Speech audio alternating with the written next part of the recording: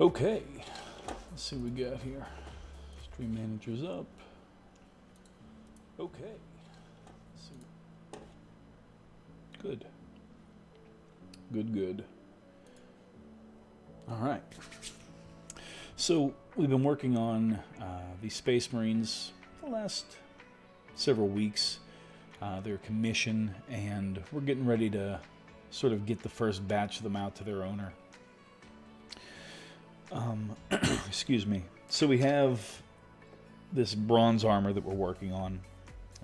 Nice gradient for our undercoat. And then did a series of stipplings to add weathering effects. The brighter silvers, the less metallic, like more opaque, like bronzy marks into it, just to add some intrigue, give you something to look at other than just something super shiny. And then we've added this little bit of verdigris pooling, and this is on all the Marines as well. Today I have several Marines that are ready to pretty much get to this point, and then I'll be able to go through and start dark lining them, start bringing them into focus. And so tonight we're going to be getting to the point where we can apply the verdigris. Some of them have it already. We're doing details in their eyes. We're cleaning up mistakes that I made on the armor as well as on the guns. And they have these interesting little gaskets on them in here. So we're just making sure that the black has good coverage on those. And if I made any mistakes, like here, this one I was just working and quite obviously ran out of paint. And this is just the last one I was working on. So we'll be finishing up the gaskets, and then if I've made any mistakes, we'll be applying more of the metal to clean up where I may be overpainted, like here, for example, and getting their lenses in. Then the guns will be getting a quick dry brush, a little bit of manual highlighting selected, and they're going to be ready for some varnish, ready for the tabletop. Get some. Okay. Let's tidy some things up. Get this boat in the water. I believe paintbrushes all ready.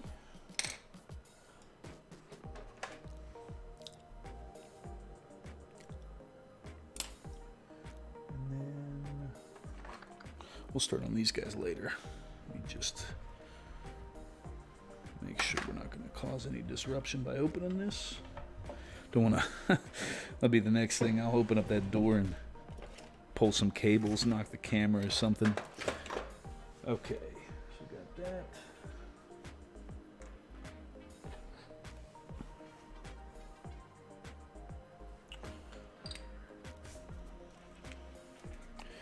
I'm gonna put a little bit of glue here.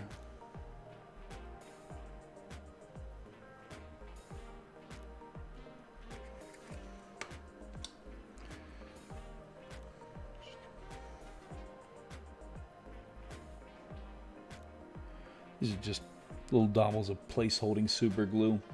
Prevents me from needing to... when you use plastic glue, it sort of bonds, like it'll melt the plastic together. When I use a super glue, it's brittle enough that I can snap them off their bases, just using a very little bit of it as well. That way, if I do decide to do something like different or pop them onto a resin base or something, that's always an option.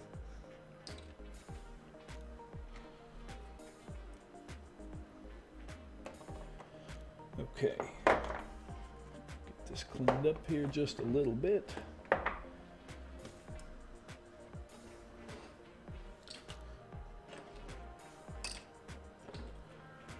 I was getting these prepped the other evening in my living room while we were watching a movie, and I carried them back here on top of my pallet, and so I've got to offload a few of these Marines here before I can get into my paint.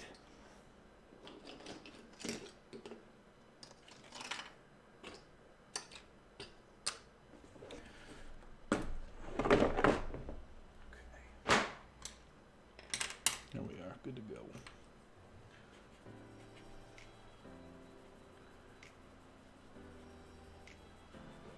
Making just sure my paint doesn't have any kind of separation. The black I'm using has a tendency to separate over time.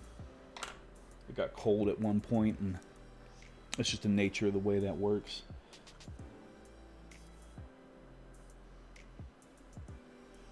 Okay. Now let's see here.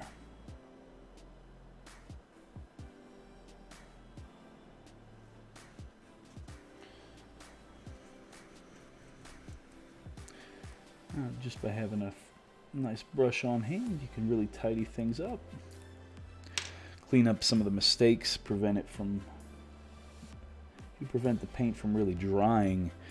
It helps out a lot.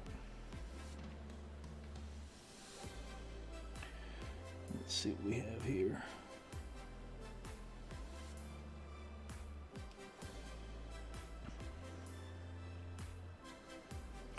Not so bad.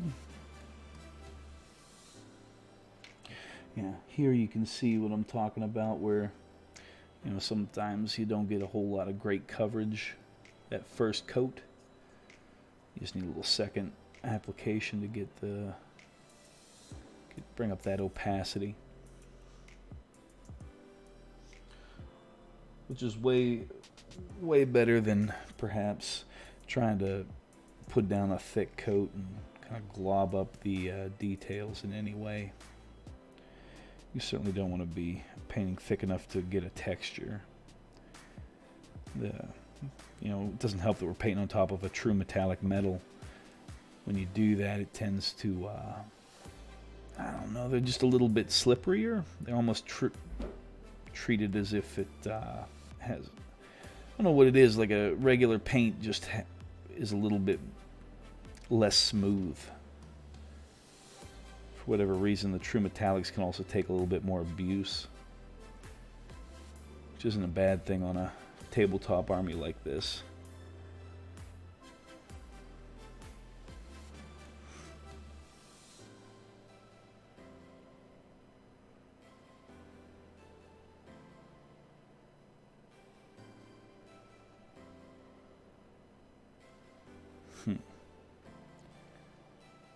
Not bad right there. No, this is not super exciting, but the little details are what make things happen.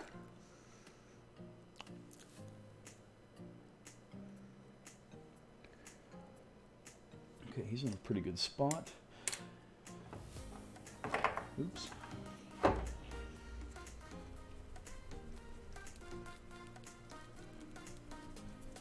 Paint here. We're gonna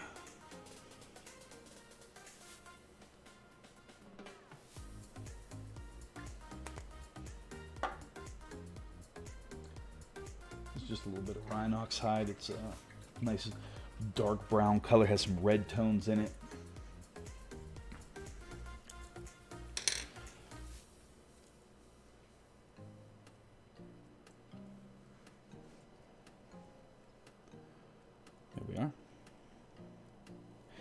Actually, having highlighted this with a little bit of white is what I'm trimming the shoulder pads in. We're using it fresh out of the pot, well, just a little bit of water from the wet palette to do these scribe fixtures. I'm going to treat them as if they're made of metal, as opposed to trying to do some scrolling. Just don't think that the white looks correct on a marine like this. But like a nice oiled metal fixture might be something else to look at.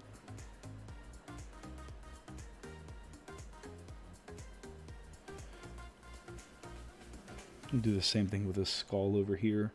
It's not a real skull, so I'm not going to paint it bone. But having it made out of something metal, again, it's something else to look at.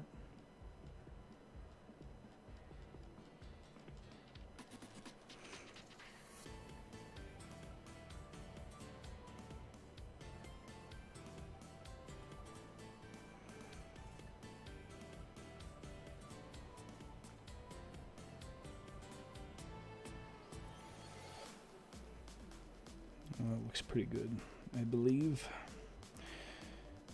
And then a quick look. Not looking too bad at all. Okay, I'm going to set him over here on the left side. He's about as ready as he is going to be. We're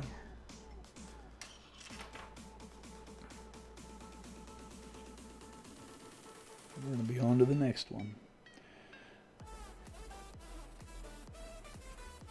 This particular gentleman needs quite a bit of work. Shoulder pads, so forth. So we're going to put him over here. That's sort of just the step that we're on. Don't know.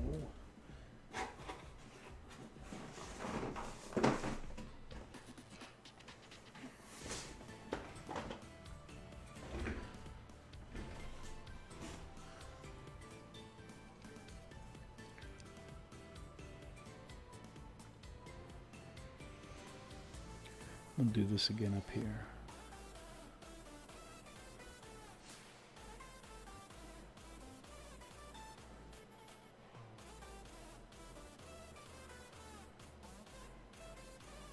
Try to be pretty gentle here.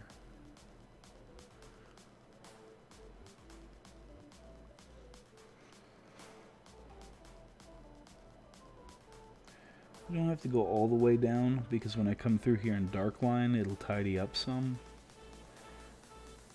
We do have to cover up some of that ledge.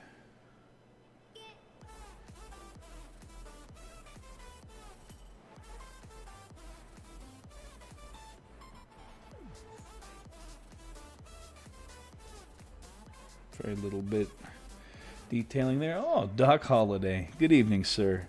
Coming in with the heart eye emote, a little bit of love. How are you tonight, sir?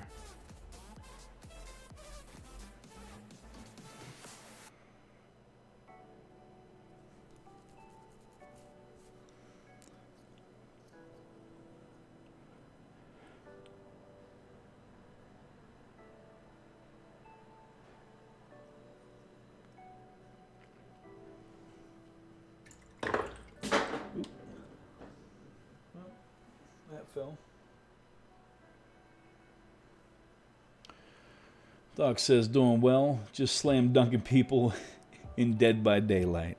Well, if you're going to play a game, you ought to play a game, am I right? Slam dunking.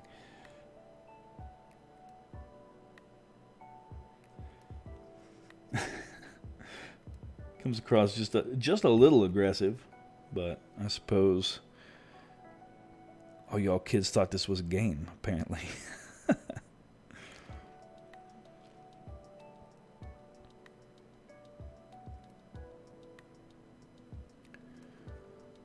Doc says, and hanging off the rim after and hanging off the rim when I do it.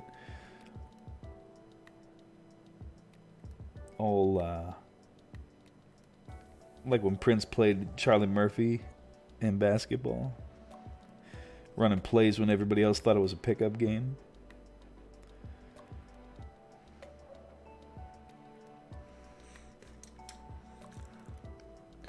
Here we go. Just gonna tidy this up. Clean up some of my overpaint.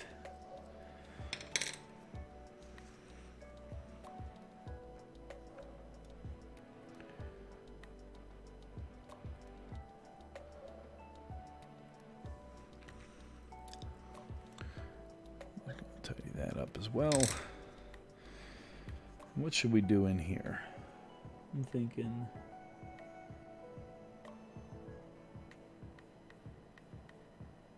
you gotta do something in here.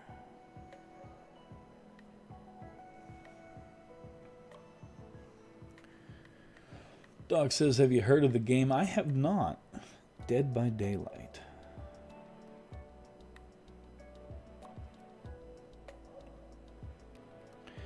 Just gonna black out this screen here. We'll also do that with the hinges here. by the nature of how tiny these are, I'm just going to do one quick coat, and then we'll do something with a little better coverage here in a moment. I'm just going to blacken this whole area here, and then maybe we'll come back through and do something fun with the buttons.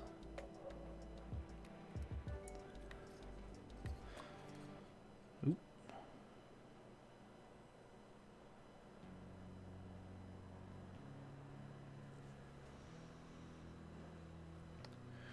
Doc says, so essentially one player plays a killer, and their goal is to kill all 4 of the survivors before they can escape. They have licensed scary movie characters in it too, like Leatherface, Michael Myers, Freddy, and others.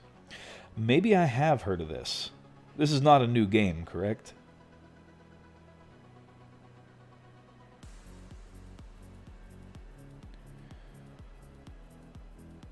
And so the thought here is that it's just like watching the movie, except for one of the people in the queue is the baddie. And nah, it's been out a bit. I think I have actually seen you play in this.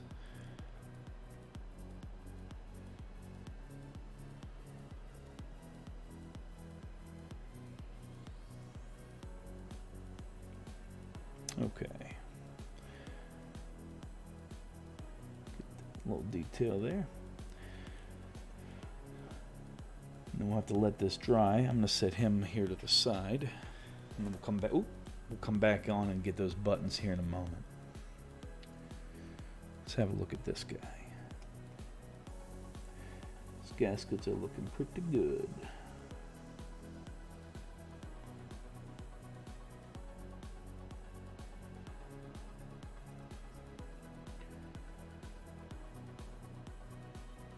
Back in those recesses here where we overpainted, we're going to clean up with our mop brush just a little bit to tidy things up. But either way, the max rank is 1, and I think I'm 12 out of 20. And I just wrapped up a group of level 2s to 4s, which doesn't happen. All right.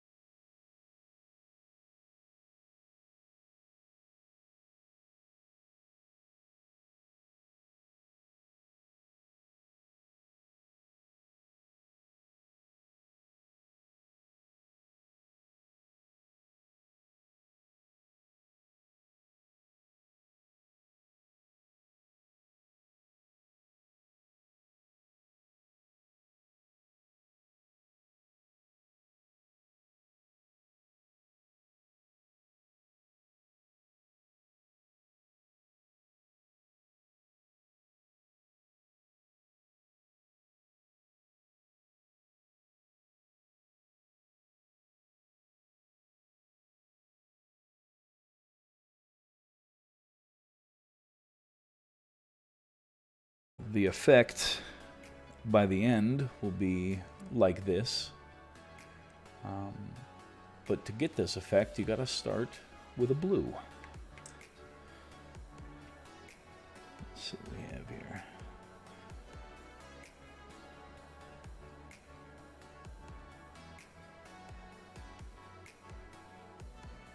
And we're going to focus a little bit better.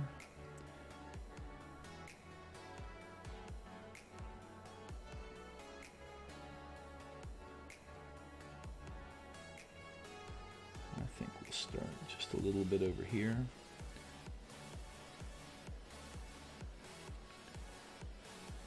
Maybe we'll do like a big old spot of it over here, which I kind of like. Just gonna pretend like something weird happened over here.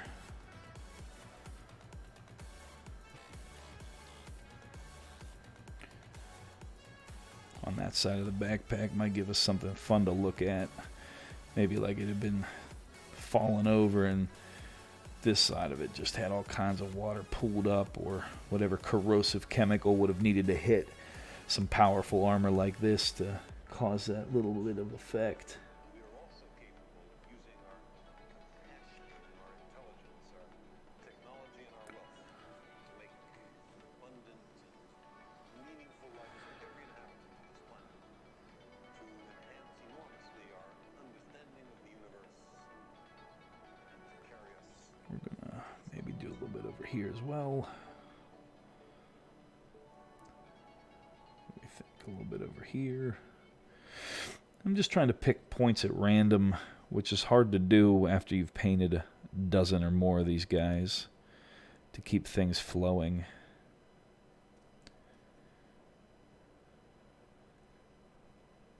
Keep them interesting.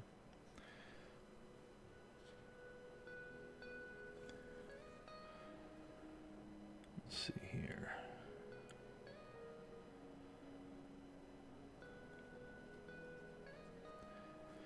Try to apply a little bit of it up on this thigh as well.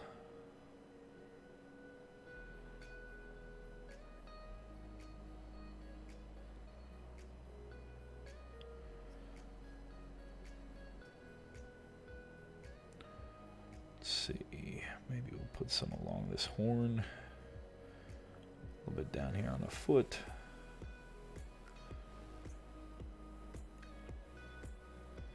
I don't know that I like it on the arms and the head so much, but the backpack, the backs of the legs, I think those are interesting points to put. Just a little bit of something like this. Try a little bit of that in there as well.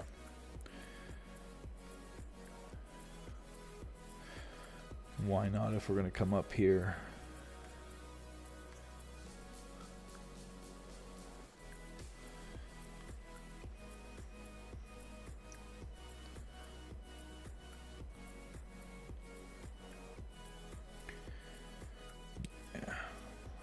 Get a little bit on this boot as well.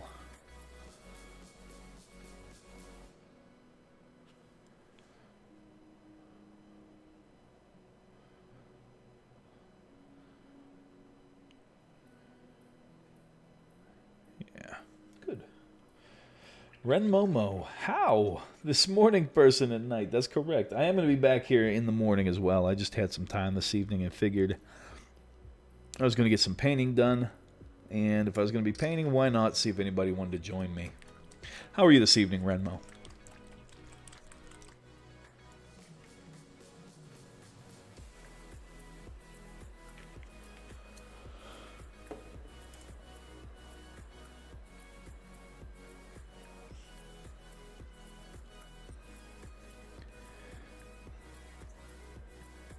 For those of you that haven't been in here before, the next color, a little bit of a camo green. My intent with this is always to nearly cover up all of the blue, but not quite. You're gonna have some of it in every layer.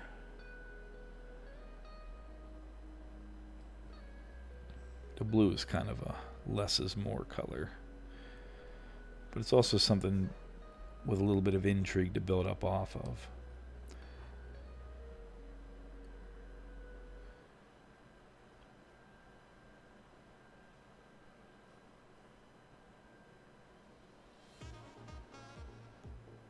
There we go.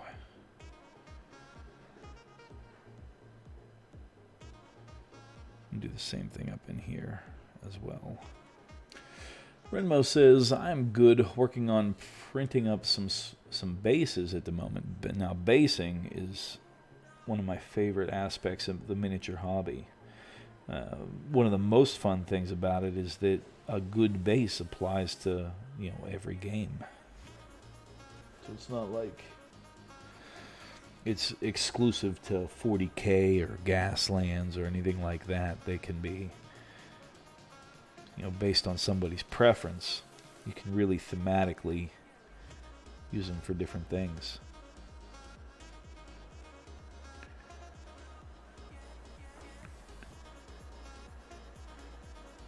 I had a little bit additional water to this camo green.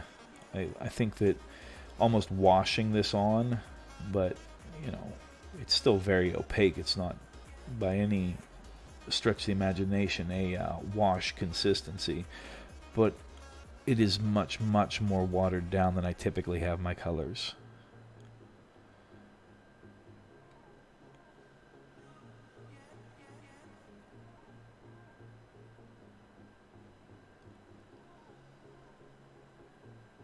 And I think that helps the blue to shine a little bit more through. We have Clam Wolf. It says, now, I just need you to do a stream at your normal morning times on Sunday. I might be around this Sunday in the morning, if you'd like.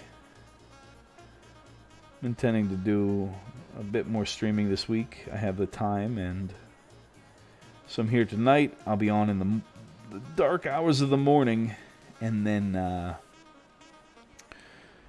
I may do something Saturday, Sunday. I don't know yet.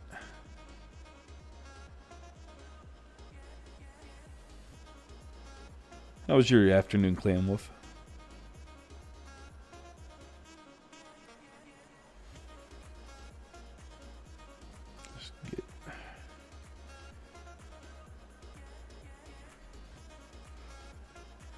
See a little bit of that blue peeking, but I think we're gonna leave it.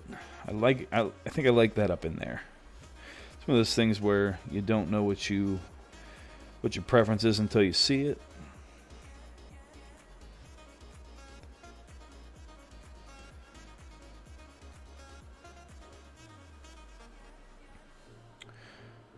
Okay, I think that's good coverage. Now for the good color. Ren Momo says, also started watching The Mandalorian tonight. Was fun. I absolutely loved The Mandalorian. I thought it was excellent. Clamo says, just finished Witcher. Tiring. It's time for bed. Okay. Ren Momo says, LOL. Tomorrow's 9 to 10 of work without a day off. Day 9 of 10 without a day off. Good Lord. Especially with New Year's and Christmas. That's rough. Hopefully you're getting paid for that holiday time,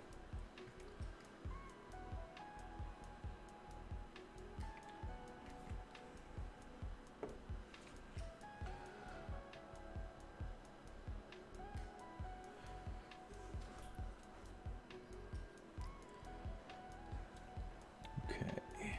Let's see what we have here. On focus, I hope.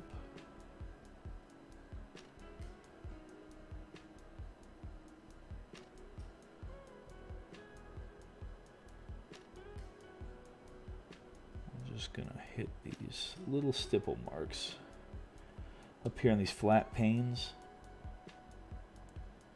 I'm just gonna, we'll see if I can do it. Just ever so slightly. Start to deposit little stipple marks.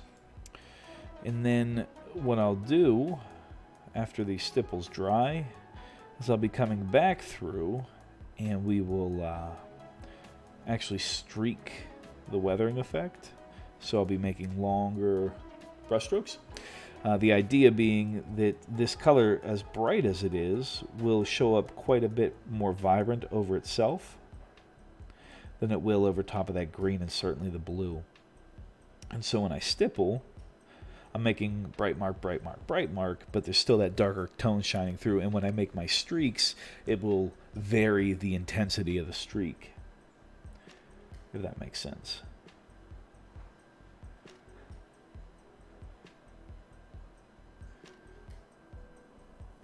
So there's that.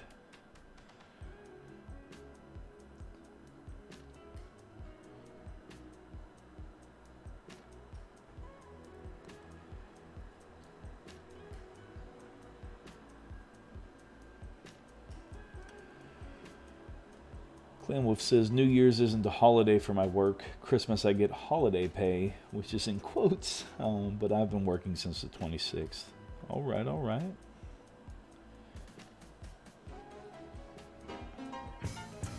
Doc Holiday with a subscription. Look out. Thank you so much, Doc.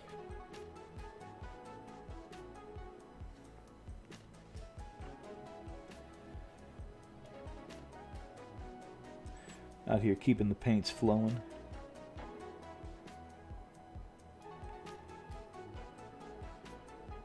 Let's get just some, a little bit of flavor here. I know Doc prefers the longer streaks, but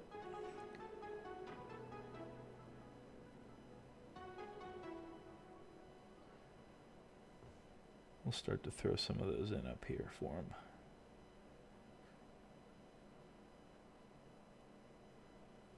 Like that.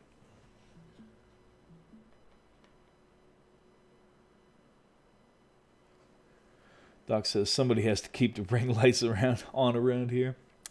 I do dig that ring light. Bear with me just a moment. We'll get the music back.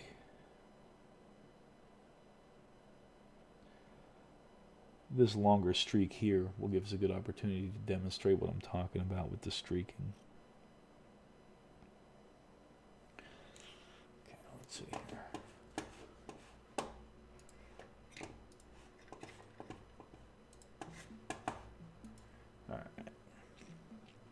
Well, I'm out. Clanwolf says he's out. 8.5 hours till I need to leave for work. Go get some sleep, good sir. You're working those murderous shifts. But you know what? Going to bed for work isn't too bad at all. It's one of those good problems, I suppose.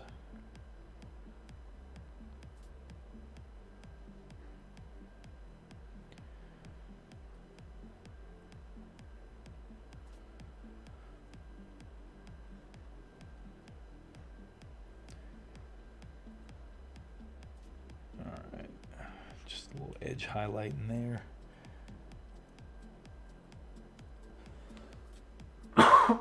Excuse me, everybody. So sorry.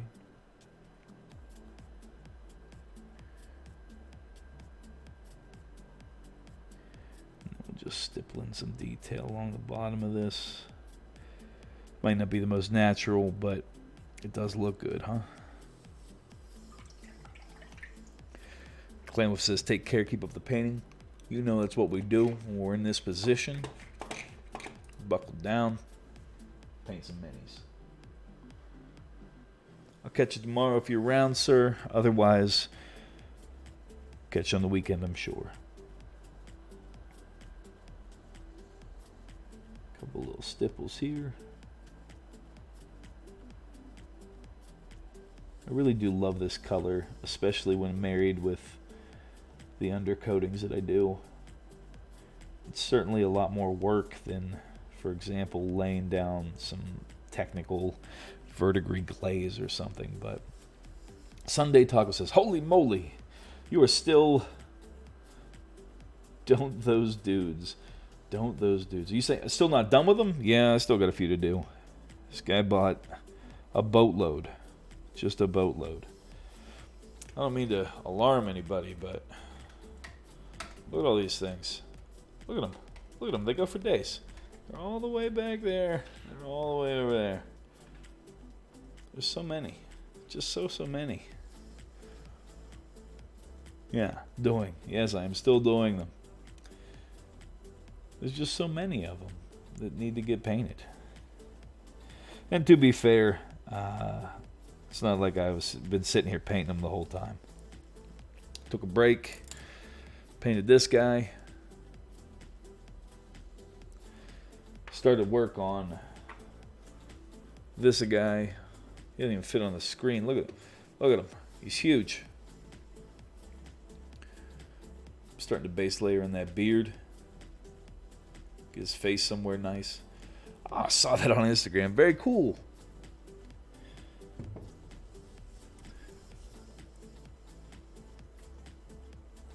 But yeah, these guys have just been sitting, and I've got probably 24 of them that can be wrapped up and given to their owner reasonably quickly. And I think I want to do that by the end of the weekend. So we'll be painting every day. I'll be trying to stream as much of it as I can. And we'll see how many of them we can get turned out by end of day on Sunday. Get these little marks. How have you been, Sunday Taco? Sunday Taco says, looks great. Thank you so much. Flattering as ever. You know what it is? We got that backpack. A little something on the knees. We're just picking the details at this point, taking the time to do the little things that maybe got missed, touch up the things that need some touch up.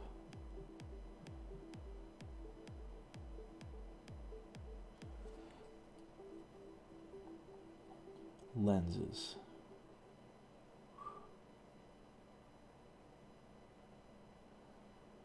What details they are. Sunday Taco says, I've been great. I'm working on painting a 3D print that I've done. Oh, that's cool. What was your print?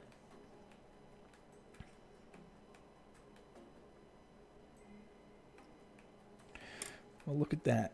Nice little overpaint on the eye. That's exactly where you want to do that. Easy enough to clean up. Okay.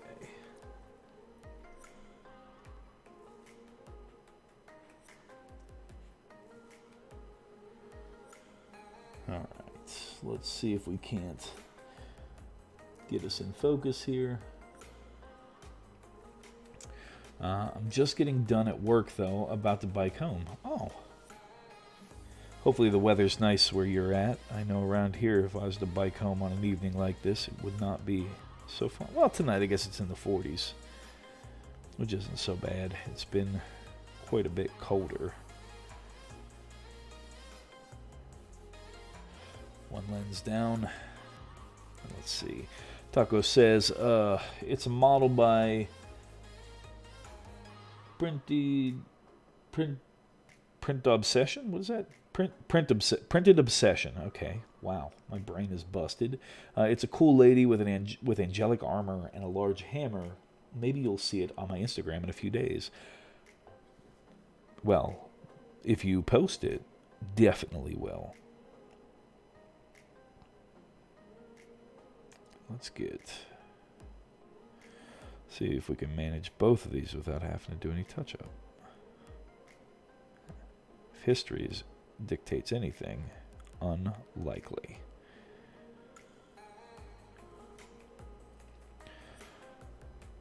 Pow, pow, pow, pow. Just gotta come at it from the other angle. That's one thing I will say I much prefer. Is instead of doing it with one kind of brush stroke, you just do half of it one way and come back at it and do the other half the other. That way you can sort of fix your bristles into the corner and pull the paint away from where you don't want it. There you have it. Other than dry brushing his weapon, another one done. Let's see here. Giving this guy a quick check. Gun's in a good place. Gaskets are pretty good. A little bit of touch up there. Taco says, I'm trying to do non-chalky white armor, so we'll see. Good luck with those dang gold smurfs. Well, thank you so much. White is a tough one because you sort of can't paint it very much. You've got to, like, build it up, and that tends to be the issue. My only advice is keep your paints thin.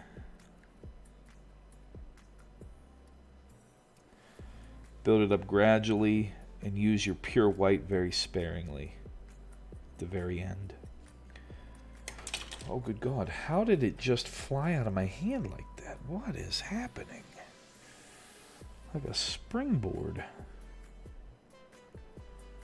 What's that even about?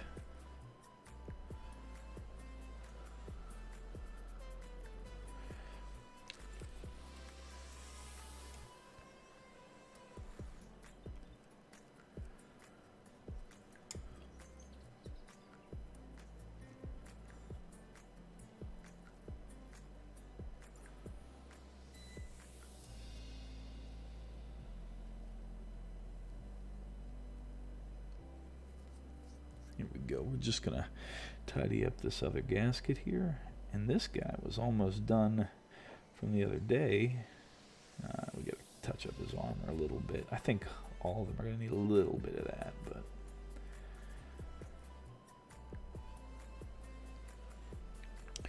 not a whole lot of ways to avoid it. Just tidy up where that may have worn.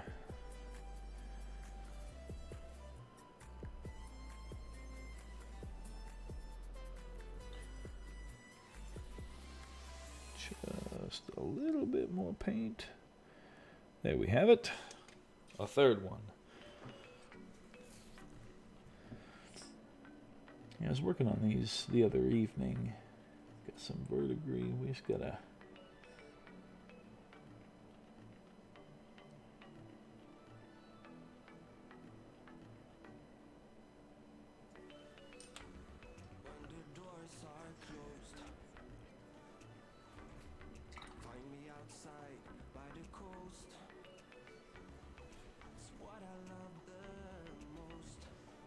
This song has words, so it's definitely suspect and needing to be changed.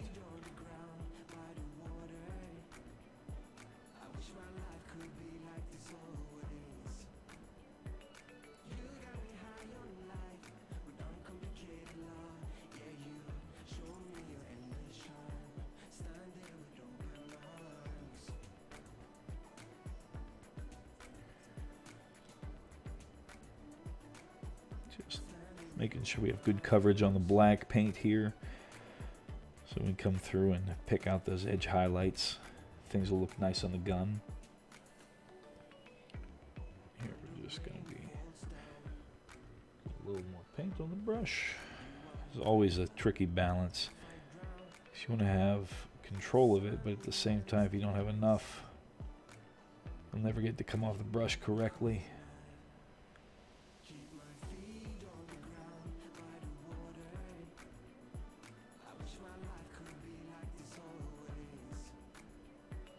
There we are.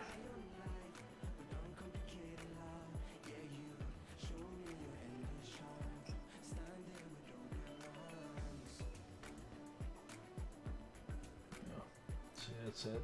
Exactly what I'm talking about. Where you got a good aim, but then nothing comes off the brush. And that's no good.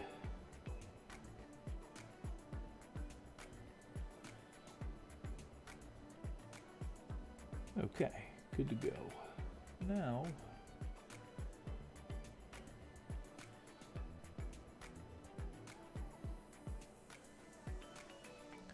just start blocking in these little gaskets here.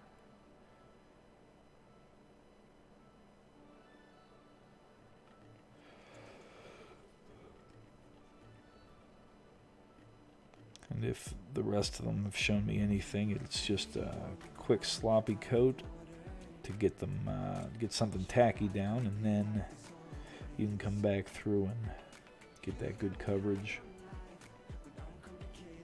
Do the same thing here on the gun. Seems to be sort of what's happened already. Hang on.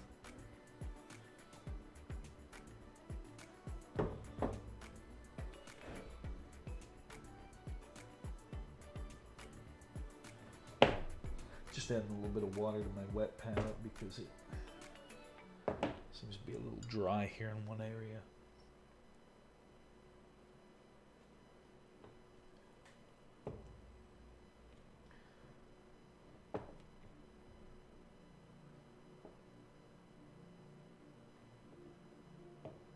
There we go. That ought to help out a little bit, if not a lot of bit.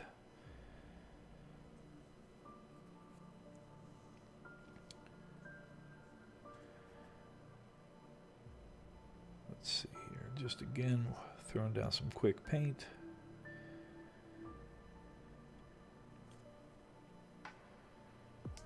And then we'll clean it up. Get some good coverage. And then we'll paint that weathering effect down. And well, we've already messed up, so I'm just going to go quick here. And then we'll clean up this edge.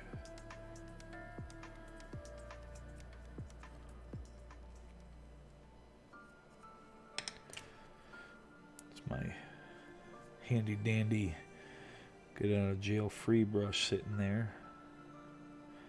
Always keep one of those on hand to clean up mistakes before they become major problems. Major issues.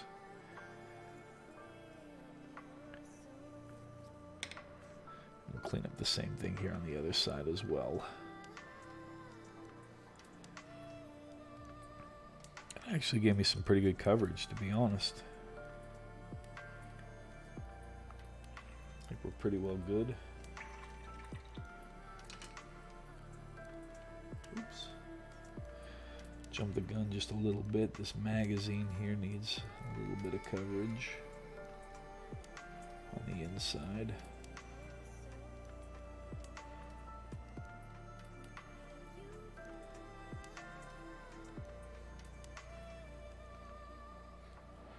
That's not too bad at all. Okay, now we can do the eyes.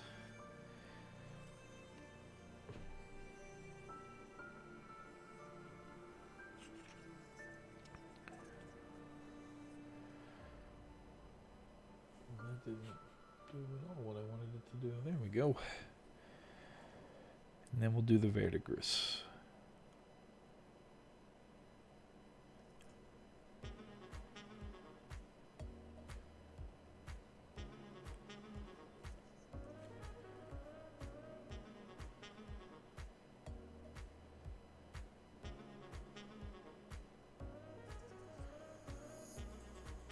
Let's see here.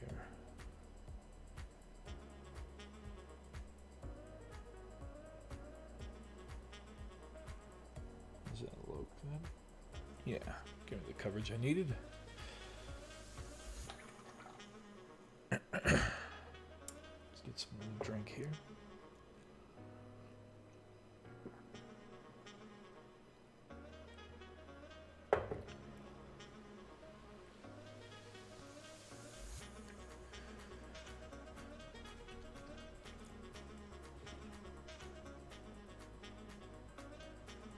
Let's see.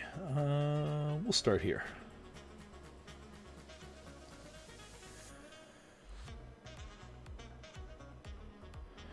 Oh, we just missed that whole little gasket there, huh?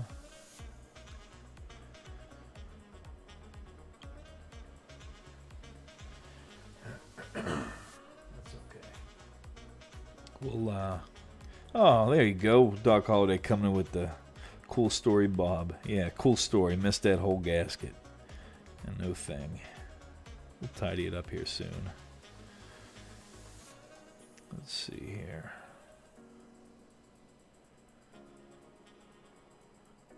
Happy little Gasky. Yeah, we'll for sure be coming back to deal with that. Here, we're going to get all that side there. That'll be nice.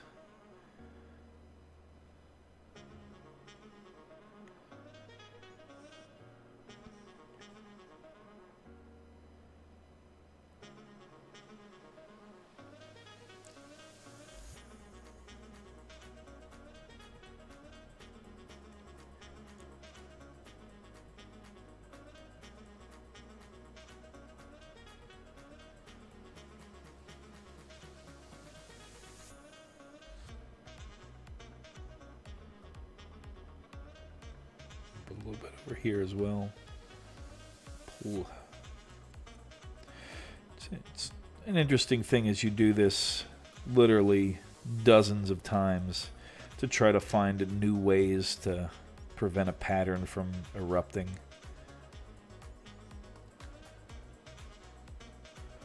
I'm gonna tell you a surprise. They're still gonna. I guaranteed I'm gonna find where I've done this the wrong places.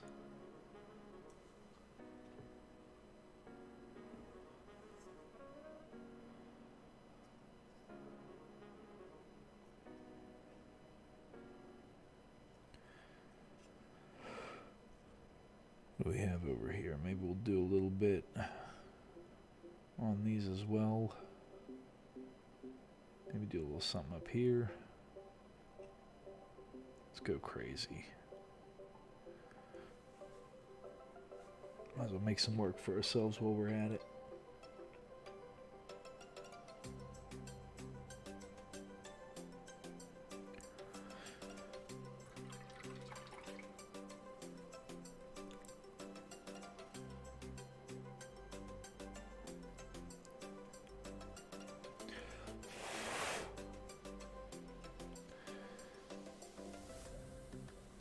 What's this now?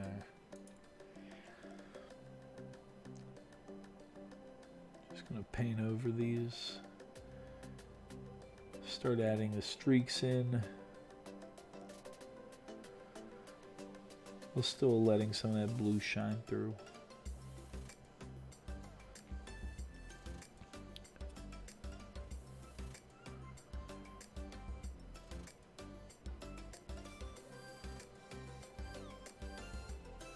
There we are.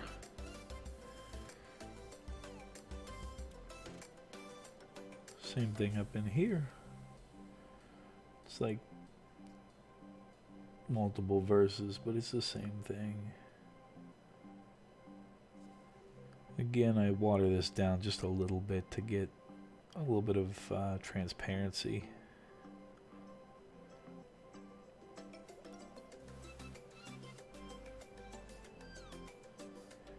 Even though sometimes we'll paint it in a splotch as things start to layer up.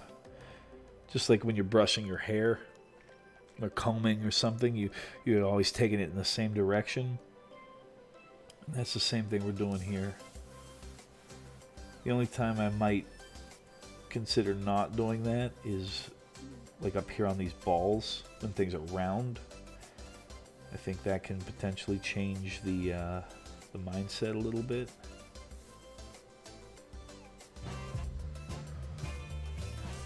MRT6701, how are you now? Thank you so much for the follow.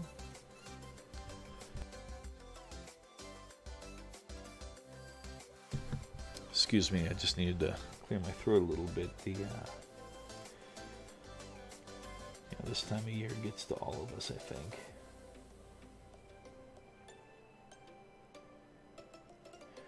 We're going to allow some of this blue up here in this greater mist to shine. But everywhere else we want to get rid of nearly all of it.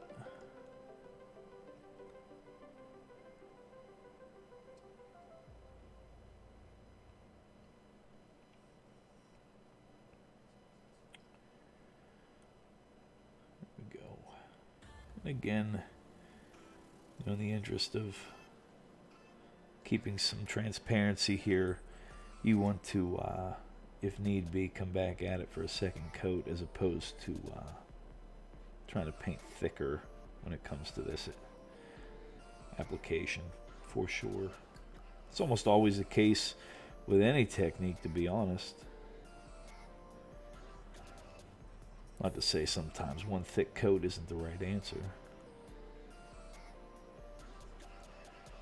Yeah, up here's where I maybe don't want to start to apply streaking, and instead I will purely stipple.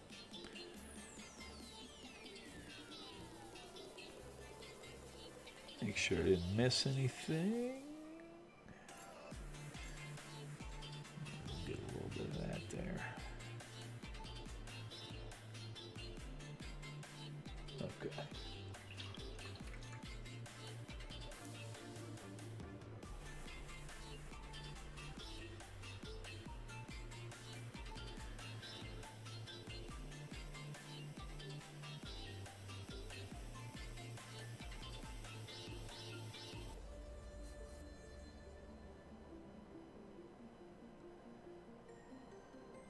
Here we're just stippling in and drawing these little streaks. You don't want too much. At least not at first.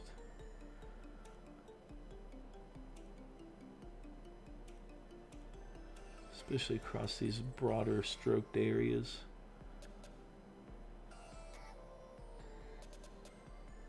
You've got to kind of ease up to it. Otherwise, what was the point in the other layers? You lose all every little bit of dynamic nature and what you just spent all that time doing.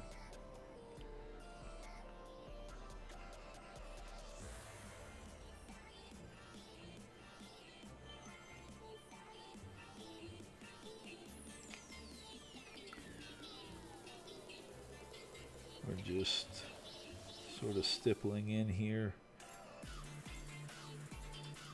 And then once this has had an opportunity to dry, we'll come back through and do some heavier, longer streaks. Start to refine things a bit.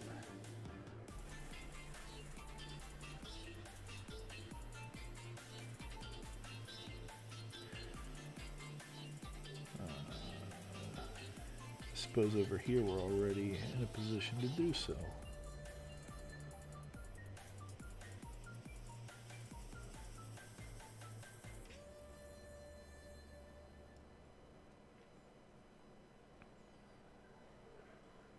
Here we can just stipple on the tops here because we don't really have a whole lot of direction. It's not as if he's a statue.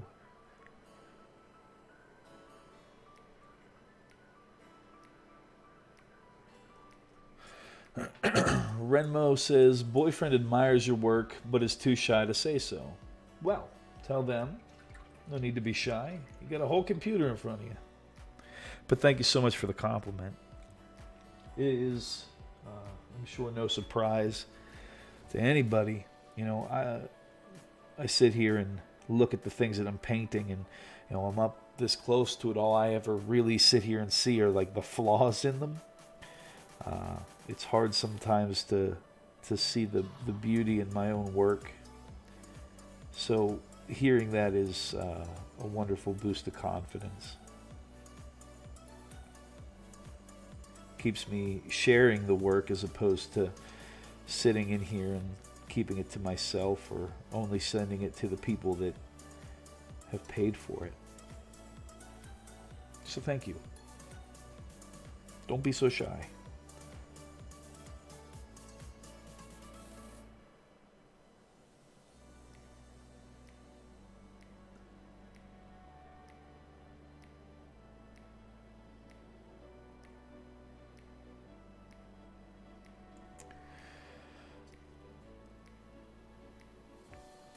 Yeah, I think that's pretty cool.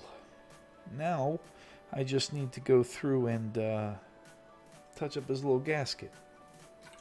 The one that I missed.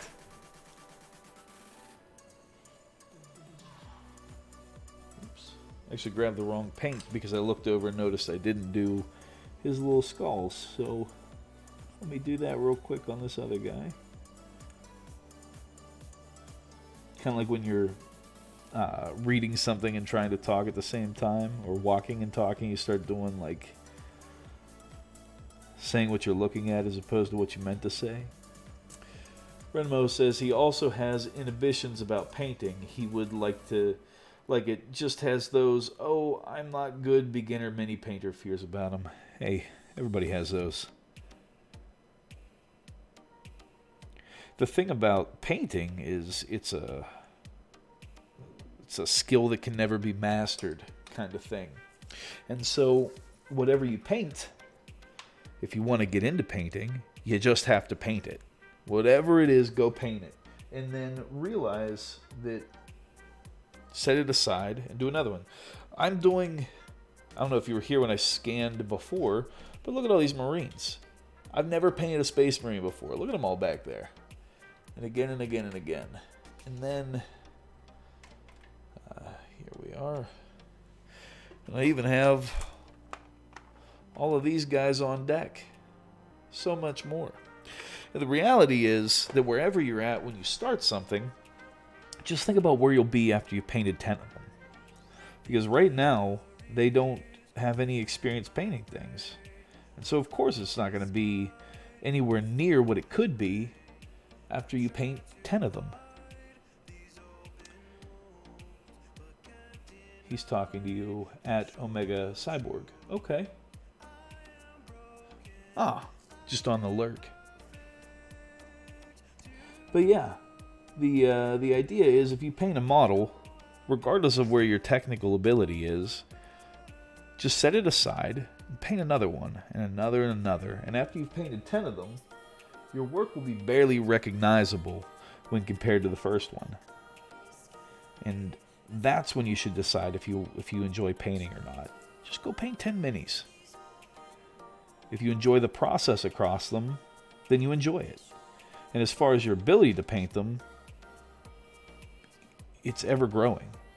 You're going to learn something from each model, and you can take that lesson on to the next one.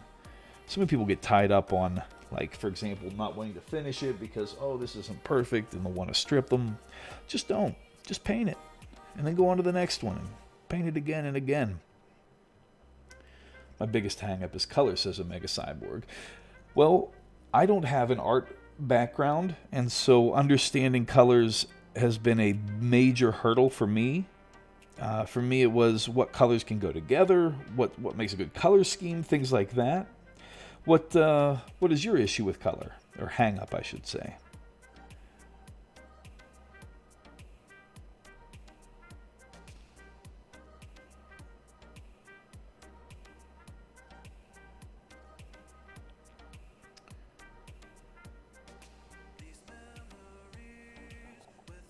All of what you said. Yeah, it's not uncommon, especially if you don't have the background in art to understand it.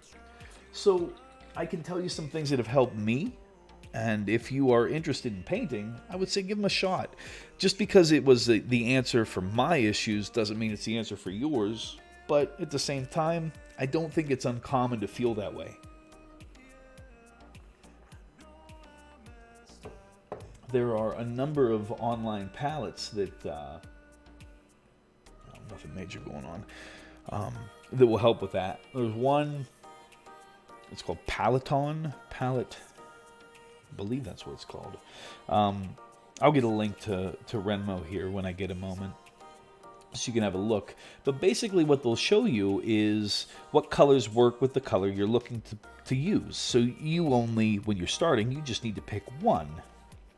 And then, oh, there you go. That's a good option. I've been to that. I think you shared that with me before. But effectively, you would pick a color and then plug it into one of those, and it'll show you things that work with it. The thing that I would start with is the triad colors, like color 1, color 2, color 3, that work with each other. And then, oh, sorry about that. And then worry about more complex color schemes later on.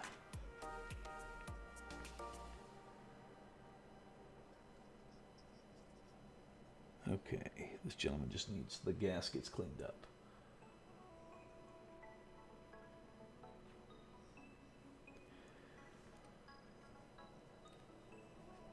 But yeah, the thing is,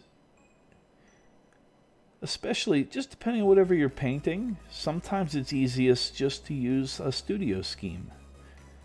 So if you're going to paint a Viking, go find a picture of a Viking from a TV show that you like. Or if it's an archer, go find an archer from a show and pick out what they're wearing that looks cool. That work's already done for you. If you're trying to come up with something on your own, well, that's going to take some practice. And even then, a lot of times the color selection is a matter of preference as opposed to anything technical. So don't sweat that. Now, if you want to get into mixing your own paint and you think, oh, I want to be able to use this color and that color, and do they have the same pigment biasy, and are they going to mix together and stay vibrant, or are they going to desaturate one another? That's a whole advanced conversation that you don't need to have at day one. That's a whole different thing. I wouldn't advise getting into that until you've had a chance to maybe read or see if that's even something you want to get into.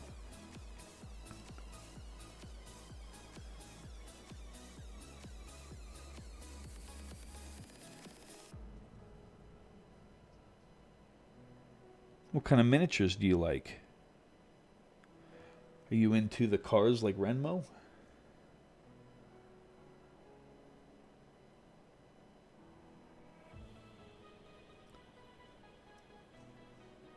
Just tidying these up.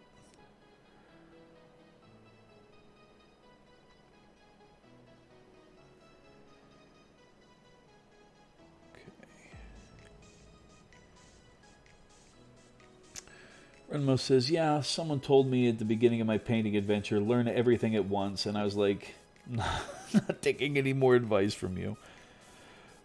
Yeah. There's so many different ways to paint. I will say, pick a technique and learn it. And then learn a new technique. And you should learn them all. You don't have to master. I mean, obviously, there's no mastering any of them. But you just learn them and go on. Like, I personally like wet blending. But I had to try it once to learn that. Layering is a part of it. Glazing is a part of it. Washes are a part of it. It's all a thing. But you don't have to do it all at once.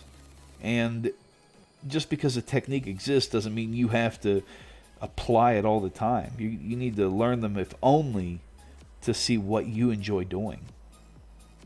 And again, that just takes time. Omega says, I'm still trying to figure out what I like painting and learning to paint.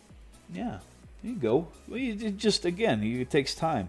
For me, it's like I enjoy some sci-fi things. I mostly like fantasy. But I also enjoy like the Gundam things. It's just, you have styles that you like. You might not know how you enjoy painting yet, but that's just because you haven't done it. That'll come with time. Again, go paint 10 minis kind of thing. You haven't given yourself the opportunity to even fail kind of thing, if that makes sense. One of my buddy's children was over at their place, and he was sitting at the table. He's all mad, having to do math homework. I was sitting there. Mom and Dad are at the end of their kind of leash with the situation. Like, just sit there and do your homework kind of mentality. You know, like, all right, buddy, what's going on?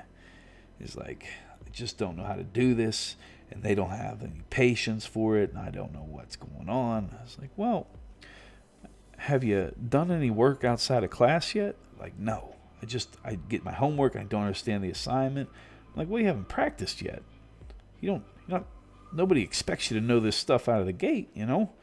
You gotta take the time to learn it. It's just that immediate switch. All of a sudden, you start trying to do the work, then people will help you do the work. Especially on here. Yeah, math. Ugh. Renmo says, and he's just trying it out because I said he should.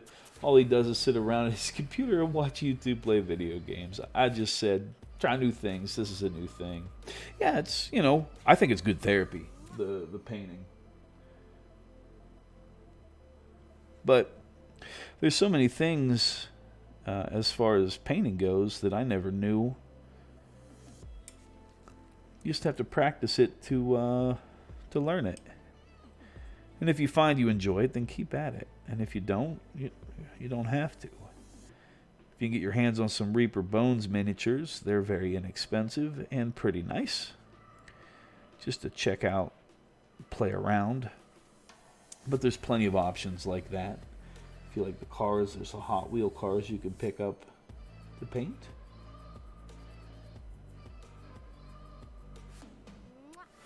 And another thing, you don't need every paint on the country or in the countryside to start painting. You don't. You just need a few colors. Everybody feels like they need every paint on the planet before they get into it, or they'll get tied up with like the idea that, oh, this is what so and so used for the recipe. Like, it's not the only way to paint a thing. It's just one way. Just cut. Does this song have kiss sounds in it? What is that about?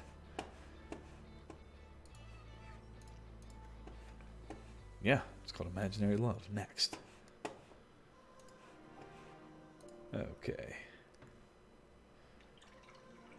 He has 2 Reaper Bones, and his locals have more. I don't know if they do. It's all about what you want to do.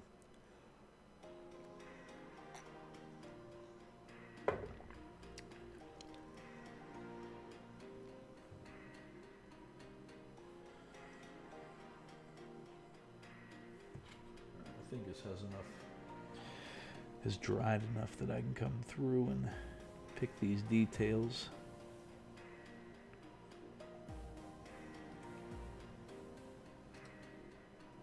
Oh, what's this now? Am I noticing that he has a gasket up here as well? Uh-oh.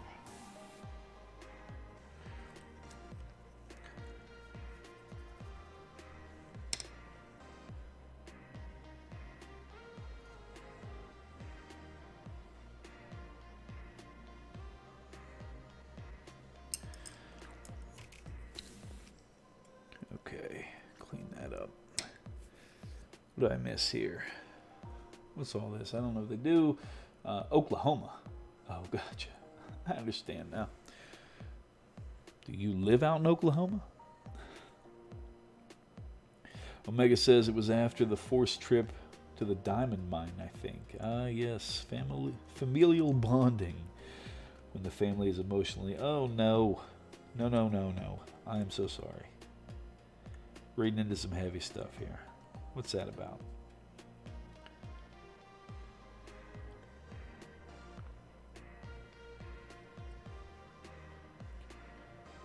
All right.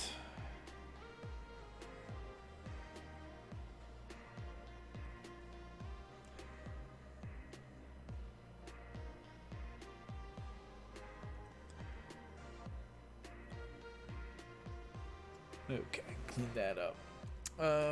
Yeah, don't worry, it's stuff that's getting so... Okay, gotcha. Omega says, wait, no, it was after going to a large outdoor playground. I forget what it's called. Okay.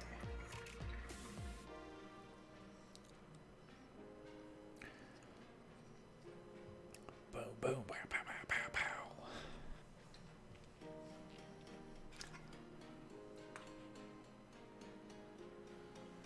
Let's see here.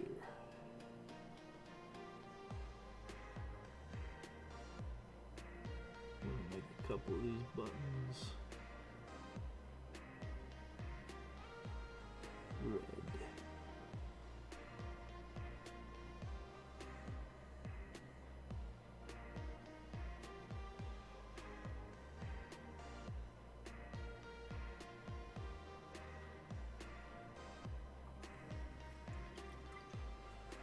Anyway, back to minis. Right back at it. Now, where were we? This guy needs his eyes, needs his gaskets touched up, needs his verdigris. How about all that?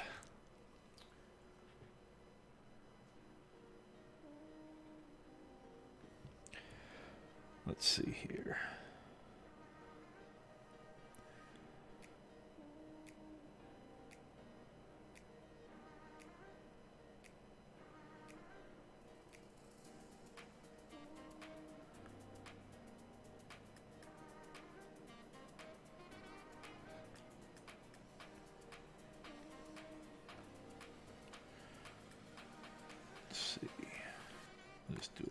grab his foot here. Renmo says, I think Omega will like it. He just needs to get over the fear of not being the best. Well, it's not a... Yeah, I mean, I can't say how Omega feels about it, but to me, I don't know. I'm a dork, so I read a little bit. And one thing that a book that's very influential to me is... I don't know if you're familiar with Musashi, but he wrote a book called the Book of Five Rings. And in that book, they outline their ideas basically for how to conduct yourself as a warrior in life. Also, if you're not familiar, Musashi is widely revered for being the greatest swordsman that's ever lived. Just quite the laurels when it comes to, all of Japanese culture.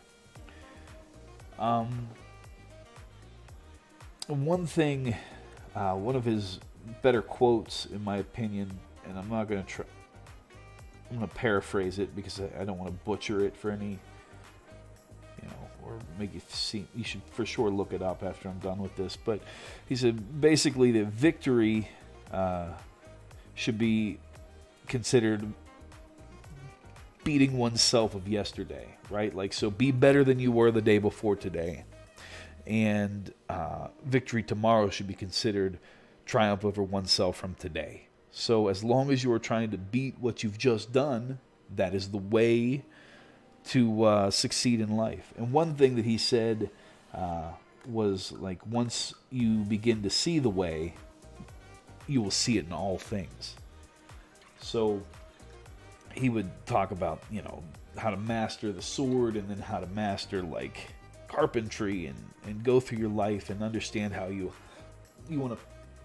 There's nothing useless in life. Everything is like trying to find out how to best use it. What is a person or a thing good for? Because there's nobody that's useless. They're just suited for different things. Like sometimes people get tied up on it. Back in the culture back then, they were probably looking at like, oh, you are not as fit as a warrior. No. Absolutely. They're just meant for different things than maybe the person in question was considering to be, typical. Musashi was massively insightful. And so that's the way you should look at your art as well. It's not about comparing your art to anybody else's. You're simply comparing it to your art and the things that you've been brave enough to try recently. Were you brave enough to try a new technique? Did you actually pick up your brush today? If that's a win, then that's a win. Just talked about, if you were to paint a model and then paint 9 more, that 10th model would have very little in common with your first one because you've put in the time. How could you consider yourself in a position to compare with some people when you haven't been painting like for 10,000 hours or something like that? It's just not going to happen. But imagine if you had. Imagine if you do. Where will you be? Somewhere impressive, I'd say.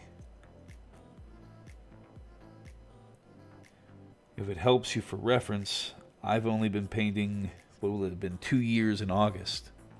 So we're a little over that now. And I've only really been taking it serious here for the last 8 months. So dig in, give it some time, see where you're at. You won't know till you do.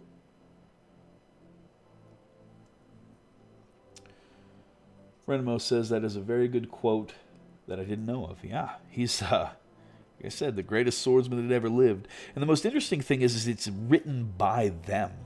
He, in his later years, fell ill of, I forget what they said it was. They basically speculate it was a cancer, potentially of his skin, by what his ailments were described as. But he realized he was getting on in years, and he wasn't long for the world, and he kind of took to his own for a little while. He went up and he wrote the scrolls for the Book of the Five Rings. And it's not a long book. It's very, very quick and easy read. It's probably provided free in a number of outlets. Or for a few dollars, you can probably get a physical copy. But yeah, an interesting man. And I mean, reading the biography of his acts is probably longer than the book itself.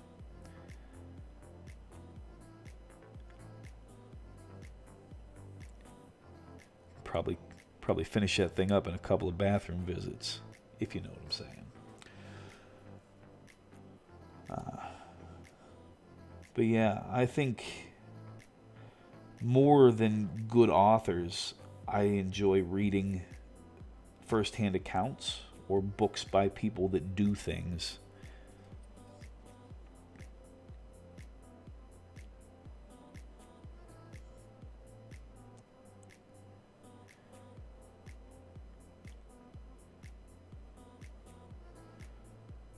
I'd rather struggle through some subpar writing by somebody that did a thing than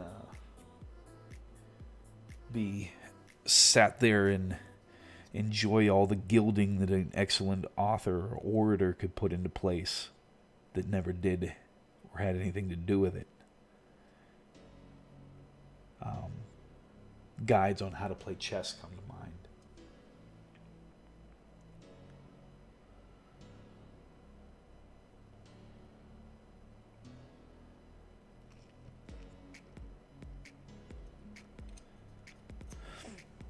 Here we go.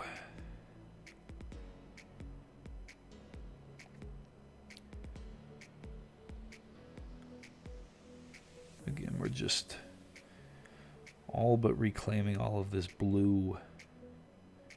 If we think about that analogy of brushing your hair, moving the brush in the same direction, whatever that direction might be. I mean, it doesn't have to necessarily go with gravity depending on what you're trying to paint, but you want to keep things going in the same direction. You certainly don't sit there and brush your hair like this. Your hair will be a mess.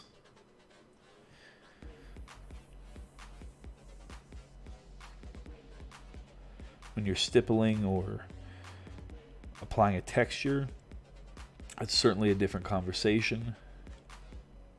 There you're kind of just tapping, but when you're pulling your paint, you want to make sure you're pulling it all in the same direction. Whatever that direction might be could be, suited differently for different tasks, but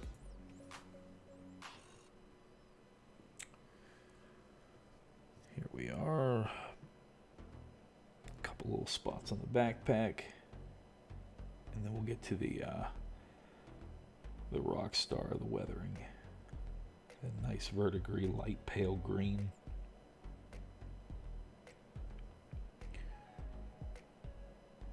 I suppose just a couple more dots up there and we'll be... Oh, haha. Almost missed all that in there. What am I doing? That's what happens when you do a thing over and over again. You tend to start missing.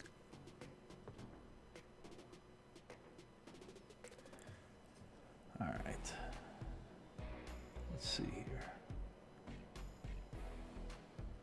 9:49 already. What's that about? Oh, bear with me a moment. I'm just going to mute. I have to take a quick phone call.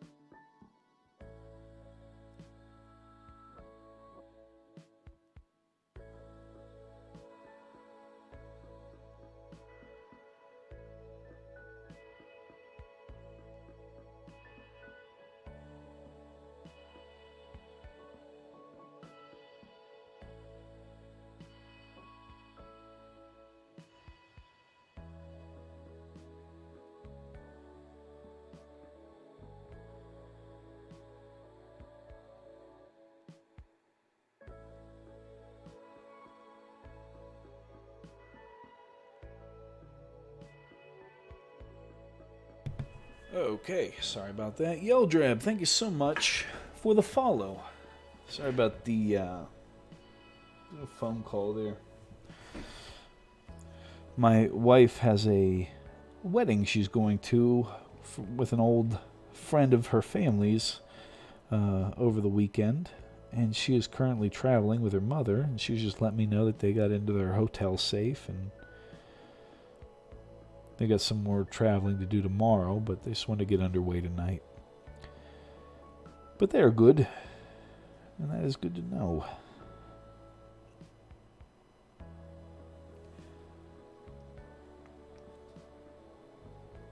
Tidying up these little details here on the Space Marines tonight. Hope everybody else is having a good day. I know sometimes it can be nice to just let the holiday madness kind of rest, like be done with it for a little while.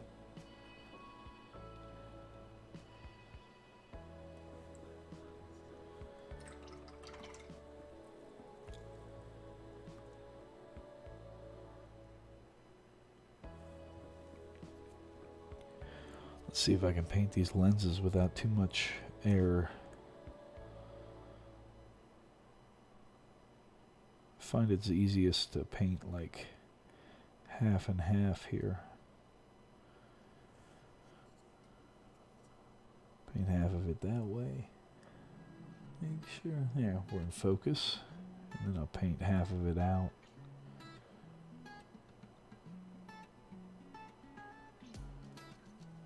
There we go. The same thing over here. Oh, of course. We'll have to tidy that up. But that's alright.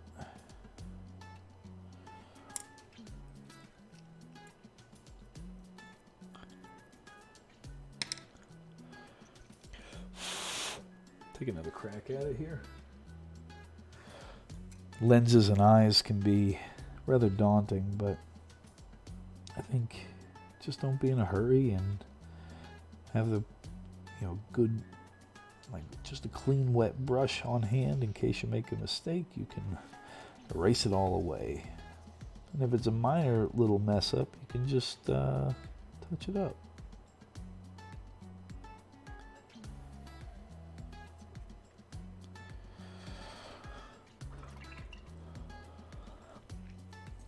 Let's see if we can't edge this out a little bit.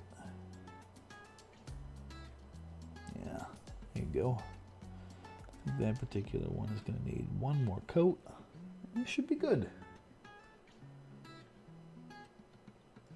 We need to get a little more red paint, I think. It's not flowing too politely.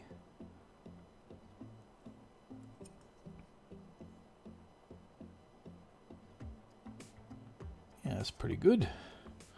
Not so bad, as they might say.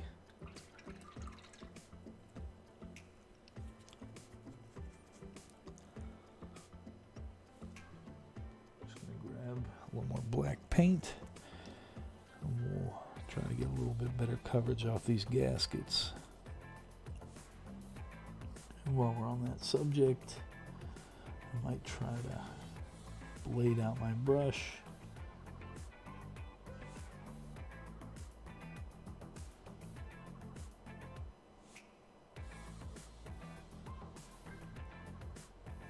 We can't. There we go. Ever so gently framing that lens, which is way nicer than actually having to redo it. Otherwise, his gun looks pretty good. His eyes are in. The gasket's got good coverage. He's done. This guy needs a lot of work. He's going over there. Let's have a peek at this guy. For sure, we need the verdigris. How are his gaskets? Gaskets are good. Well, maybe a little bit here. Okay, how about his guns? Pistol grip.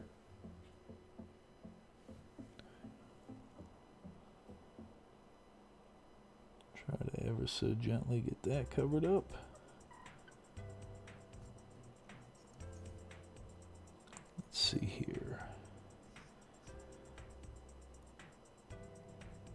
that. And in here, right along his trigger finger.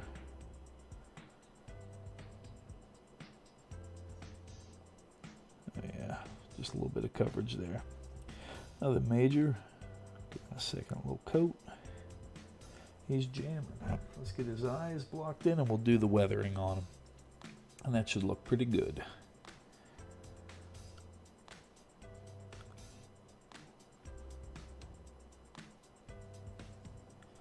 Same thing as when we're colorizing the lens. Oftentimes it's easiest just to come at it with two directions as opposed to trying to do it in one brush stroke. See right through that thing. We have to touch up his finger anyhow.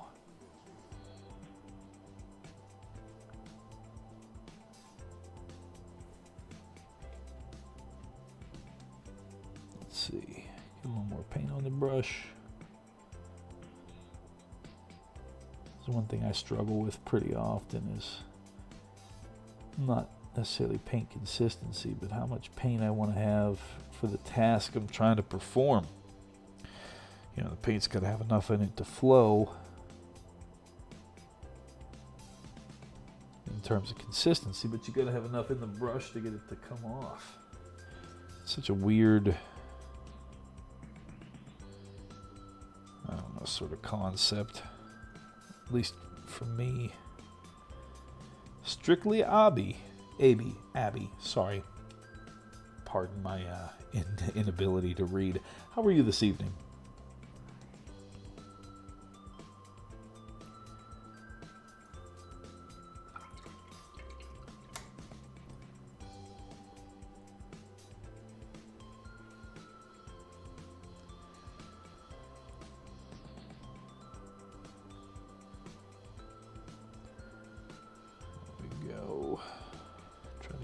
At least a little bit of paint on this, and then once it dries I'll come through and give it a little bit more coverage. Again, this true metallic tends to have like very little tooth to it. Strictly says, I'm good, how are you? I'm doing quite well. Just a little impromptu painting session tonight, trying to get some work done.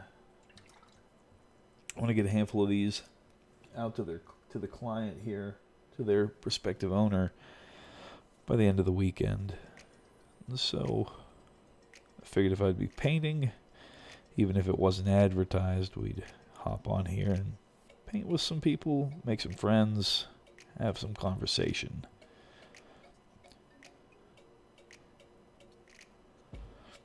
Are you yourself a painter? Or just swinging through for something different to look at? Strictly says, you can just call me Abby. By the way, pronounced same as Abby. Well, thank you so much for the follow and making the corgi do his little dance.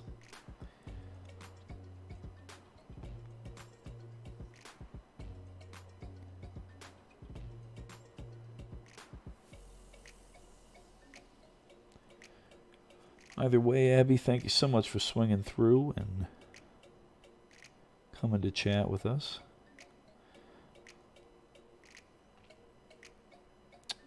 I think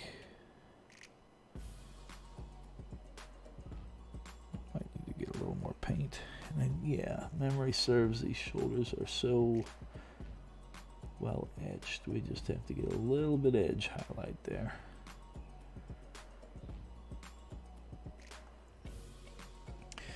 Abby says, no, just a D&D player looking for something to watch. Oh, that's fun. I don't, I believe I have a link here. Give me just a second. If you are interested, here is a link to my Instagram where you can see some of the things I normally paint. We have a work in progress here on this little hobbit. His name is the Spirit of Adventure. Quite a bit of work to be done to his hand, pipe, clothing. But his vest and pants are in a pretty good place, and I think for now they're done. I can always pick away at little things I'd like to see more of. His face is a little bit pale across the top, so I think that's still about as bright as I want to go, but we're going to bring some contrast and darken up his temples and so forth. And I actually want to paint a bit more of his hair. The leather volumes are kind of sketched in here on his backpack and jacket, but they need to be worn in a little bit more. I like this backpack to look like it's been set down for several meals a day over the course of a handful of years while he's been on the road, if you know what I'm saying. And I obviously need to snip this excess piece off. I just didn't get there. I don't know if you're a Robin Hood fan, but I've got some anthropomorphized Robin Hood characters. Cha-cha-cha-cha. I think figure painting is rad, and I would love to get into it, says Abby. Yeah, it's a lot of fun. It's some personal paint, some really good therapy. I like look at his little face. I gotta finish this guy. He's so fun.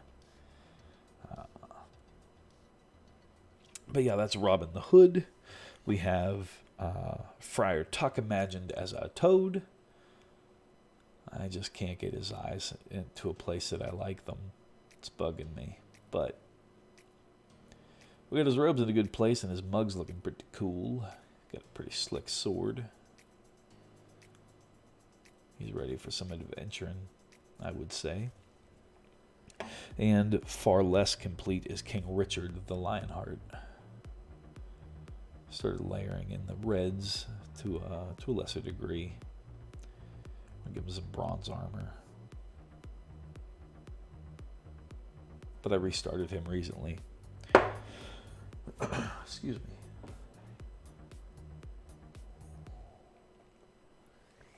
Figure painting is rad.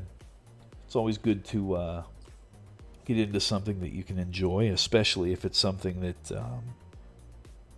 could benefit something else that you do. You know, if you're playing a longer term D&D campaign, that can be years. And having a nice painted up miniature for your character is always fun.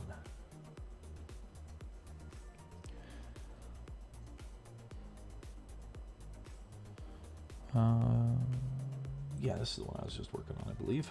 Okay. So we're going to start the weathering for their verdigris.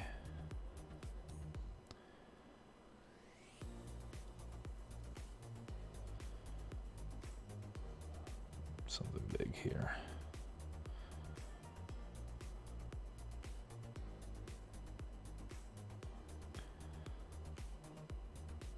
Just going to make some little marks here.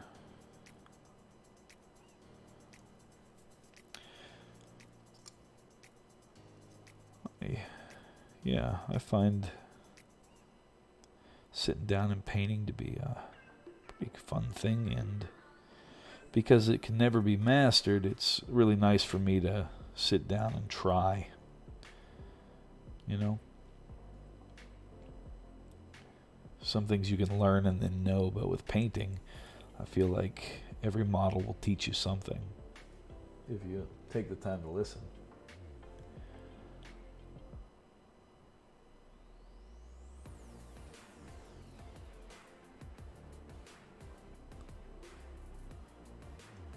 Abby says, unfortunately, I have yet to find a group of people near me who want to start a campaign / aren't already a few years into one. Well,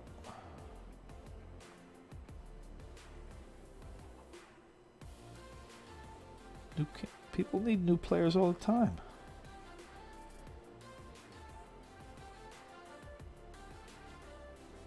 Gotta have some room for a new player.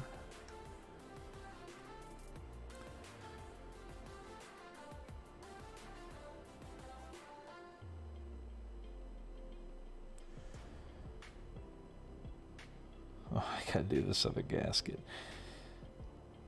I'm so excited to not be painting gaskets that I'm running away from them.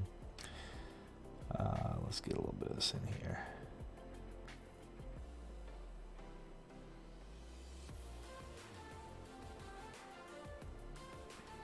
Okay. Abby says, I've been looking into online group though, and I think I may have found one. Oh, that's fun. I know some people that stream D&D over Twitch.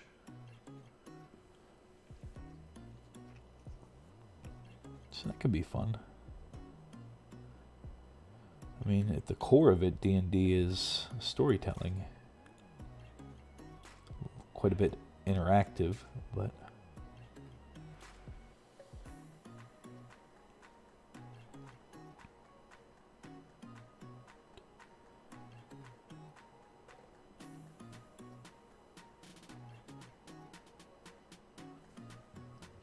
just get a little more paint. Abby asks, do you play or have you played? I do not currently have a group, but I played quite a bit of D&D when I was in middle and high school and into college for the little bit that I was in.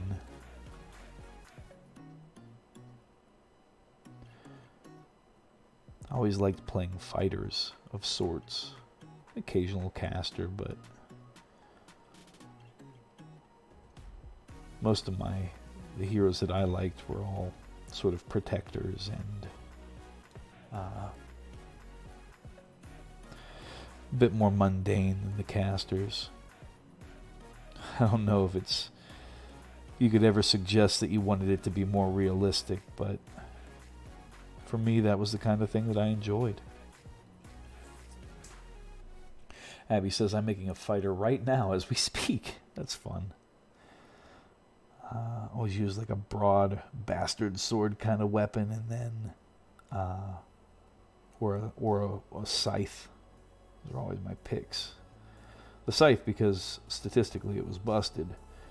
I was a big fan of Robert Jordan's Wheel of Time series, and so I would try to fit in the prestige class from that campaign, the Blade Master. I enjoyed that quite a bit. Always try to get Whirlwind as soon as possible. I don't even know if the feats are the same now. They're probably different.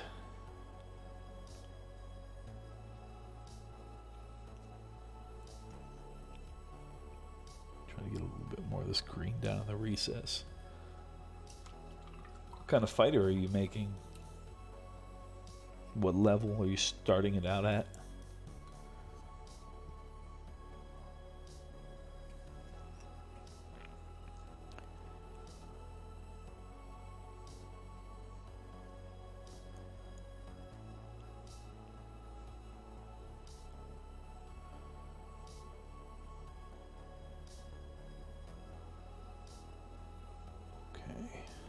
Get some of this bulk paint off.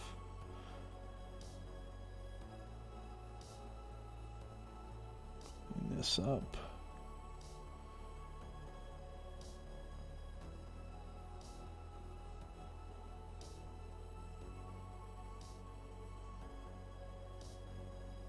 You have to bear with me here in a moment. I'm going to have to go get a drink real quick. And make sure the fire's still on. It's getting cold out.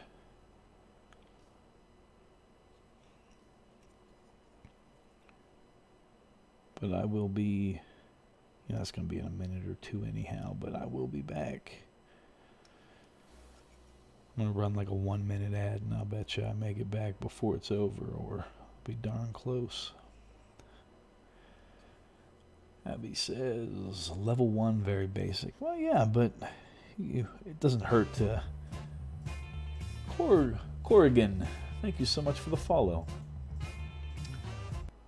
I used to know somebody, actually, that I played D&D with that went as Corrigan was their, like, the AIM name back in the day.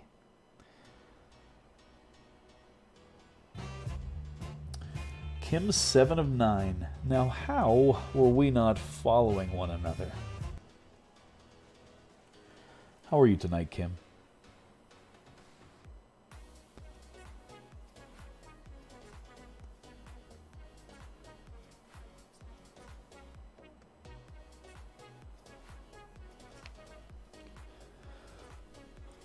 Just continuing these little... Oh, good Lord. Screw up that. That'll bum me out pretty hard. Just continuing these little verdigris streaks. Adding intrigue to the model little by little. Wow. Be the next thing. I'll drop the model.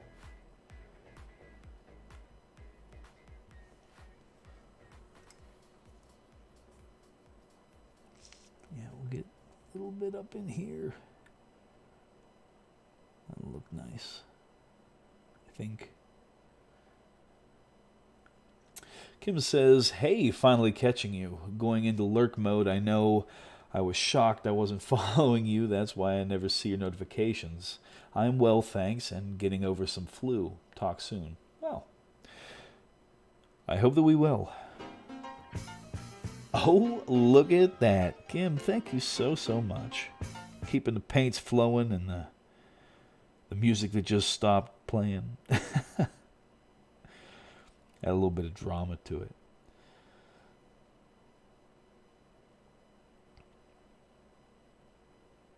Okay. I'm just going to finish up these last couple details here, and then, like I said, I'm going to grab a water, and I'll be back.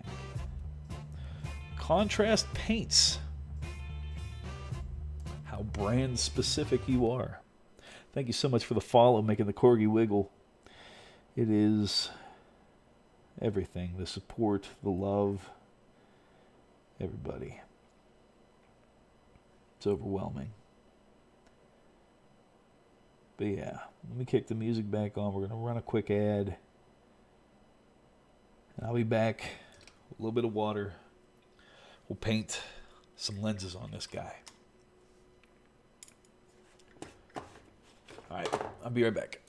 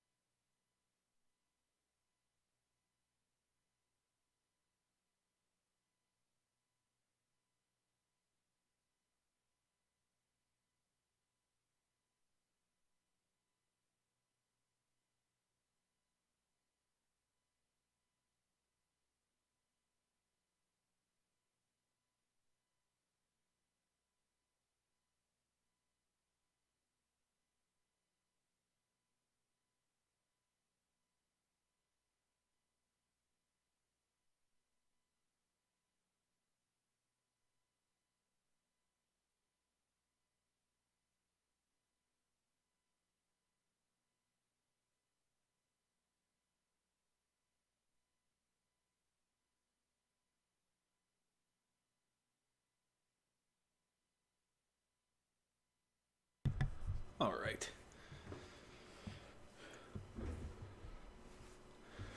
Now, about that music.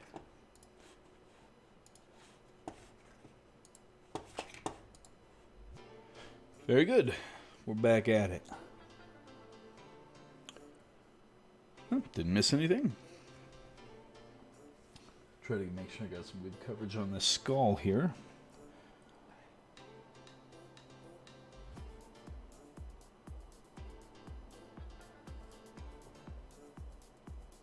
We didn't miss any detail on the weathering either.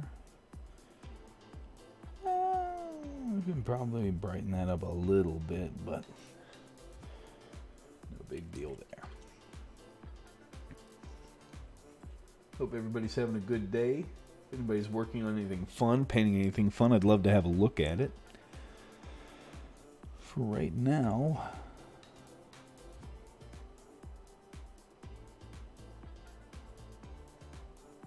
just seeing if I can paint this lens without making a whoopee.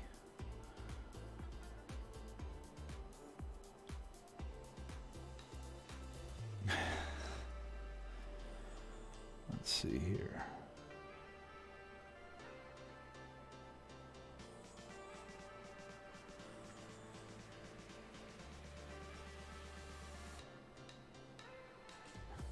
There we are.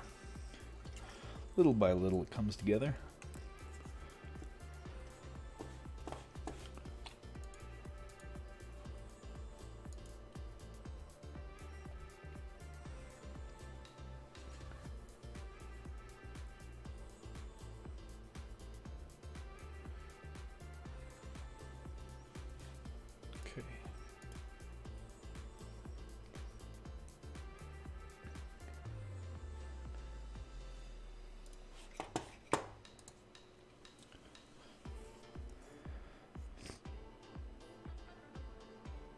think he's good.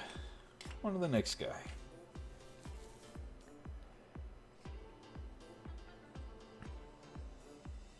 Alright, this gentleman needs the works.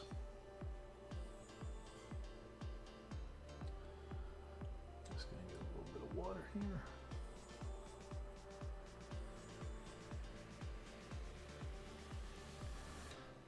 Where should we start? Let's see. At least get the eyes in place.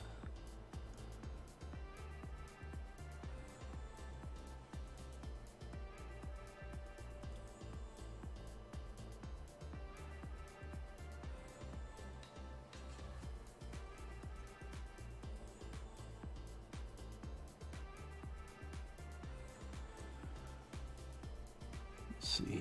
Let's do one more. Make sure we have it completely blacked out. I think sometimes that can be a bit of the issue as well with the some of the more fine details. People can get tied up like fussing over whether or not it's perfect in one go, when the reality is it's often better to do multiple takes at it.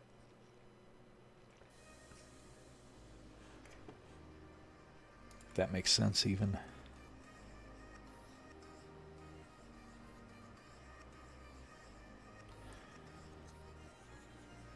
I've got to get quite a bit of metal here and clean up some of this stuff. But I don't believe I have the metallic on my desk. You know, we tidied up this area for a party we were throwing over New Year's, and I'm guessing a couple of paints ended up boxed up in the closet that we'll have to get out. And that is certainly one of them that I'll need.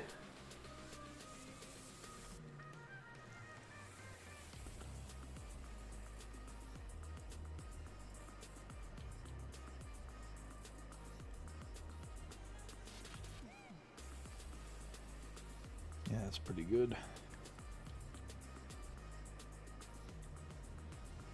Huh. The brush is a lifesaver.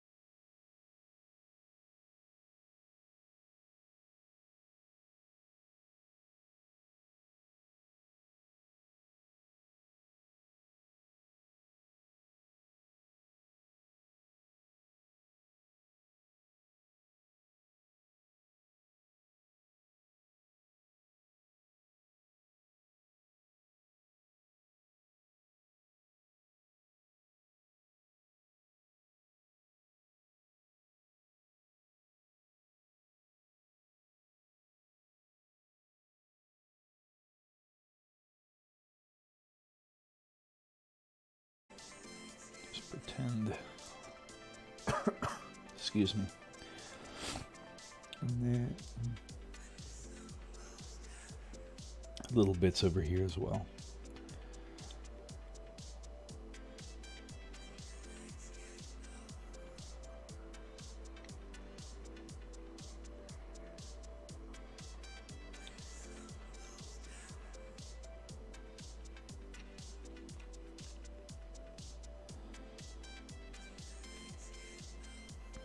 Let's see, maybe a little bit under here. Might not look too bad, huh? A little bit over here.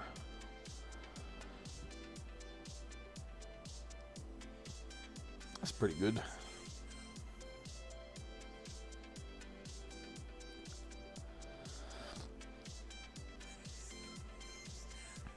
Rather than tidy up that little mark there, maybe we'll just cover it up a little bit.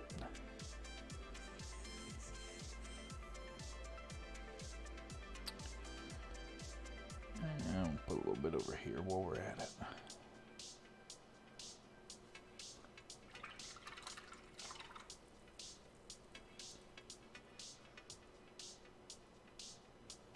Okay.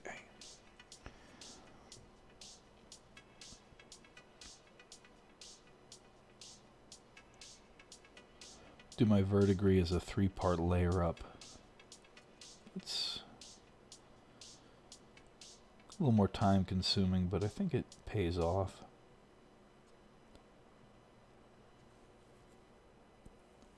In the scheme of things.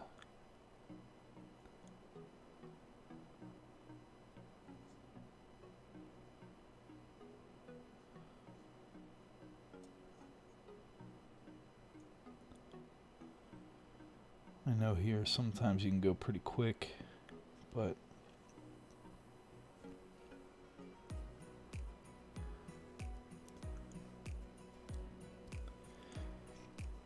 yeah, I think the results are fun. And from the client's standpoint, they like the weathered look and doing things a little bit different than everybody else. So based on what they sent to me as far as artwork and were describing, this is what we came up with. I'm pretty happy with it.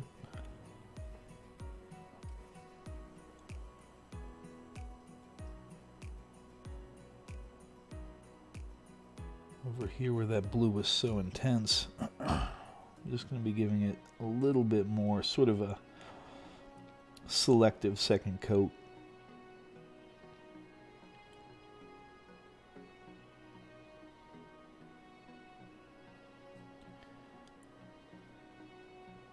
That blue will still be there, but just a little bit less. Yeah.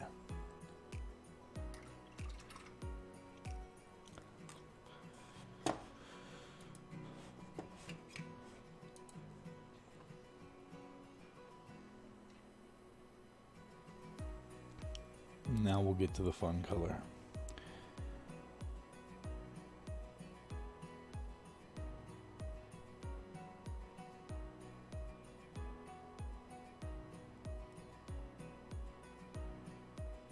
Just little by little.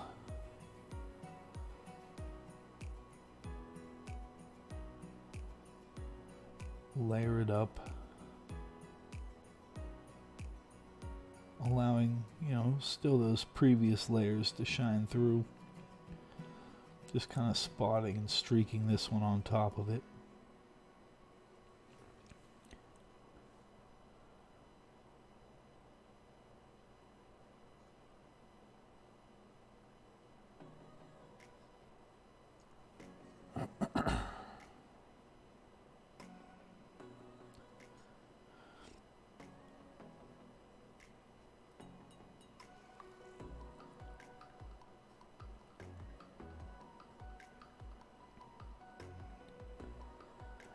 Gradual build-ups are always better.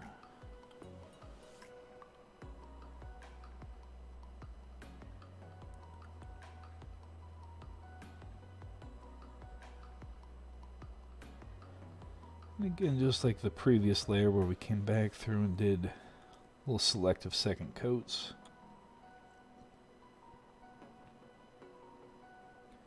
I think that looks good with this color as well.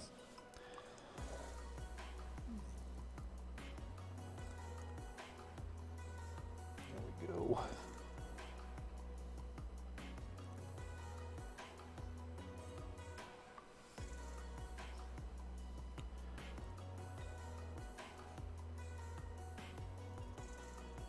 And yeah, we messed up in here.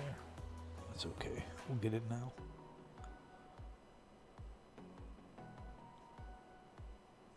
There's another opportunity for those extended streaks.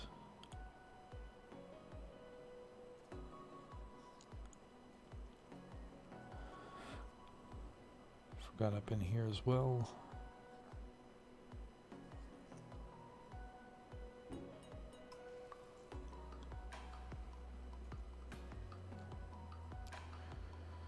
Not so bad. And I don't know if I have my red paint or not.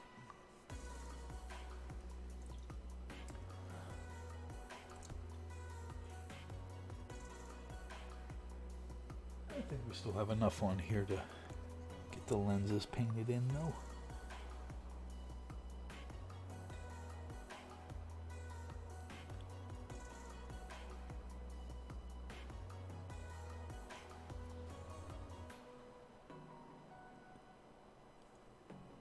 In focus here? I hope so.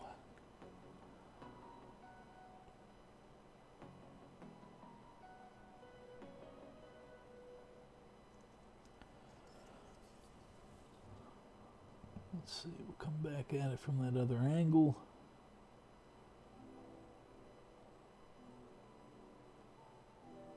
Try to not be in a hurry. Yeah, that paint's tearing.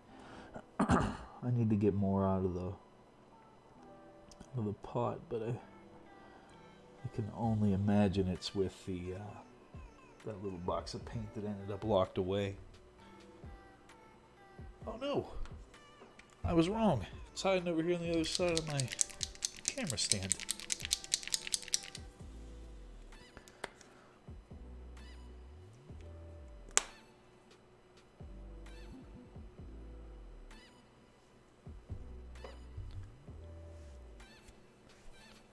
It's not too bad at all. The only thing now, clean up my little mistake.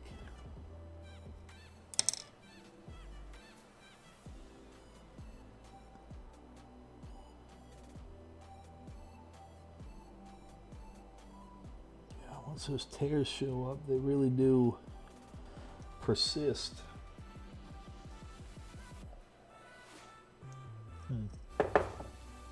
What a mess.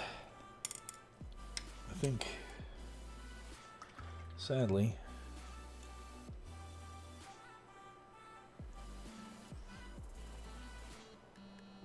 it's curtains for you, lens. Come back at it fresh.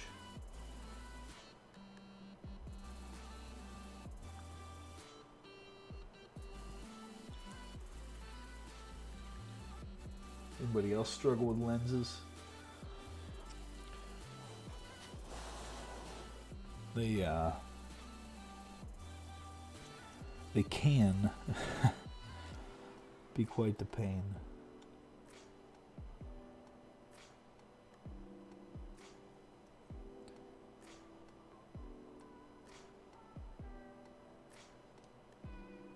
Oh yeah, we just overpaint that, no problem, don't worry. We'll just paint quite the mess. Let's see if I can't just tidy this.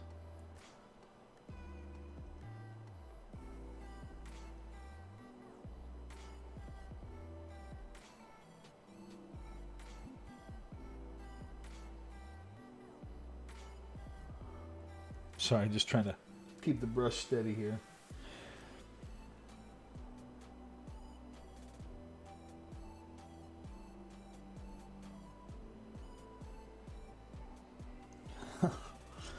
You're gonna do this back and forth 3-4 times, huh? I think the benefit would have been to allow the black to dry before thinking I would paint it with red. Okay, that needs a minute. We'll come back at it.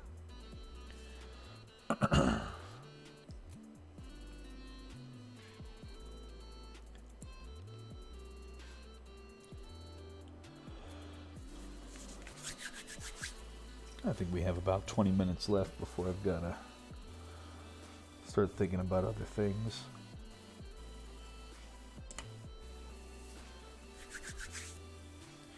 Let's see here.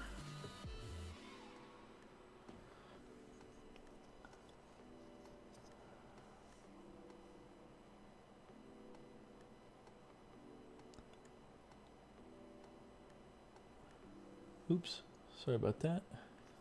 Just starting to layer in on top of this little screen here.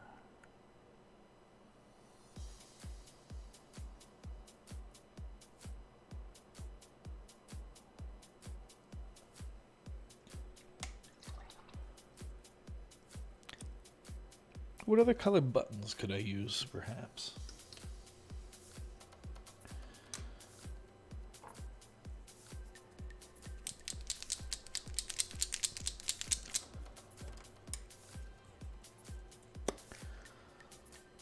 This nice dark blue black here. I think a couple of those buttons would look nice.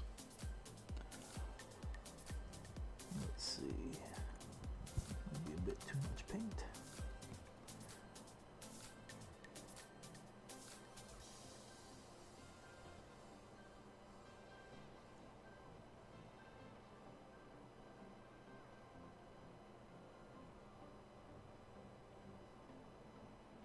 Just try to ever so gently get this little knob here.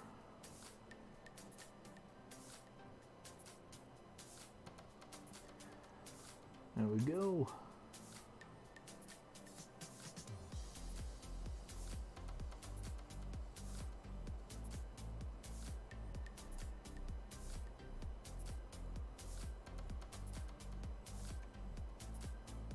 Do all the buttons in this color.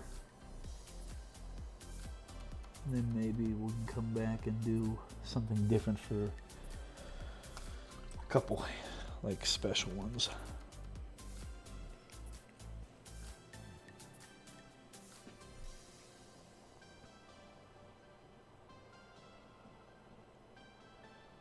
Try to get the good coverage on the screen. We're not even on camera. Nobody telling me. I'm so sorry.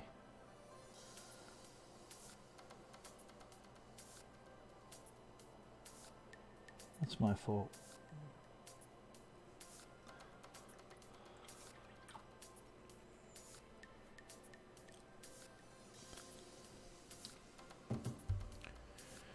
What do we have here?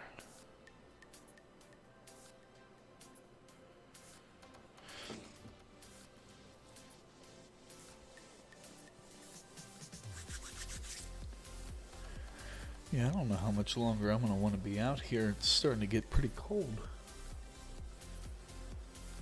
But I guess it is that time of year, huh?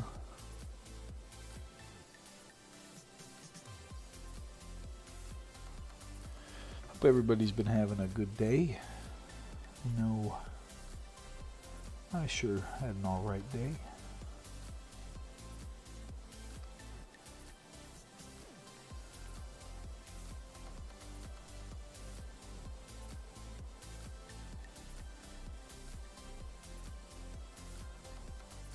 I think we just gotta tighten up this just a little bit.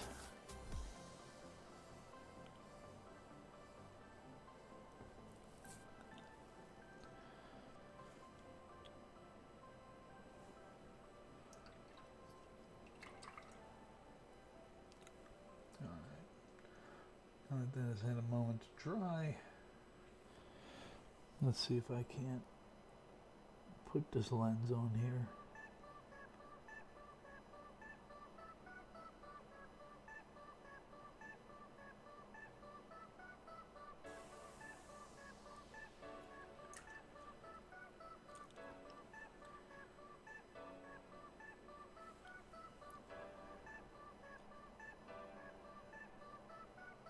Oh boy.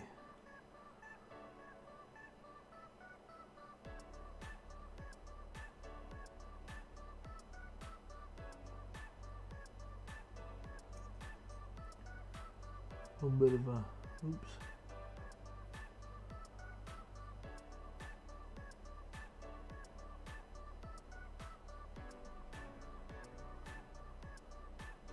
Goodness. There we go. Framed him in pretty alright, I think.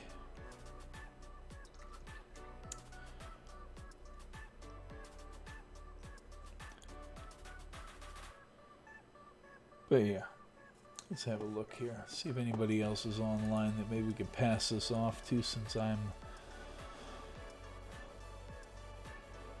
struggling to find other things to get into at this point. We did, what did we get accomplished here? 1, 2, 3, 4, 5.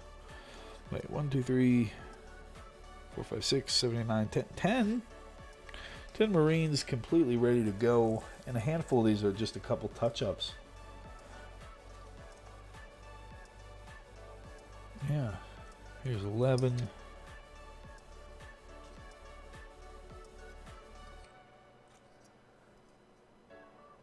This guy here only needs his eyes. That's not bad. Let's have a peek.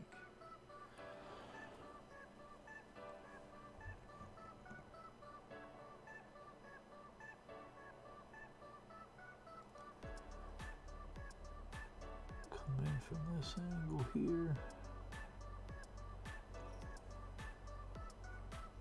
Let's see about this end.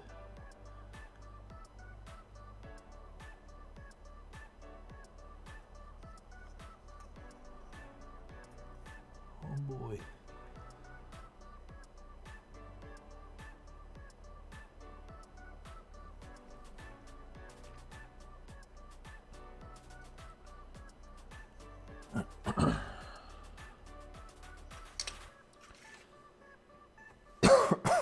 Excuse me.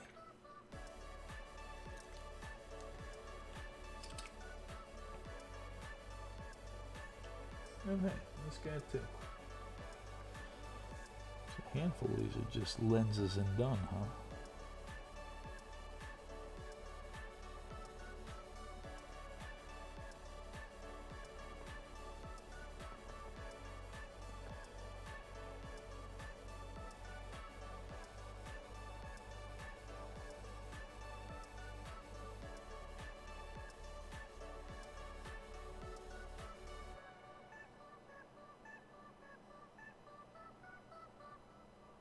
There we go. Little bitty eyes. Alright.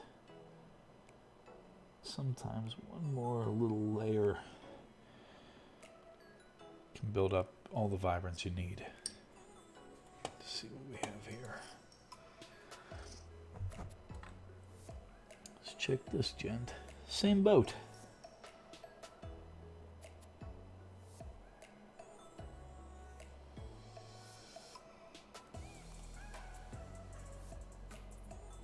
Get these fine details to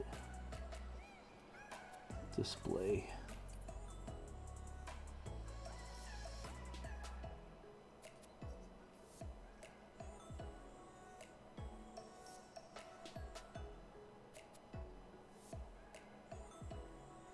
Sometimes the name of the game is just persistence, huh?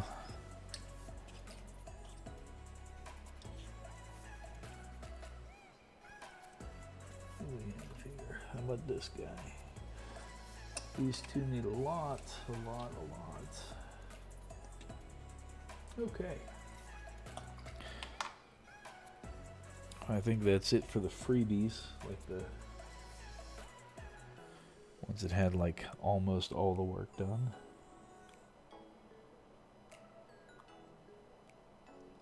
There's only a couple of them anyway.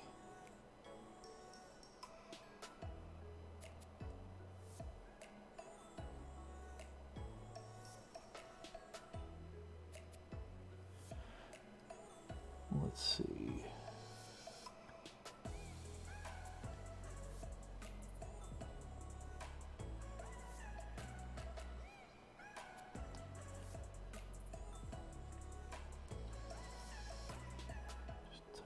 this edge here.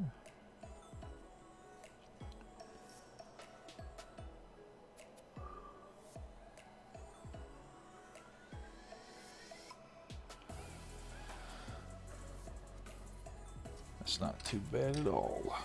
Okay, how about this one? Same scenario.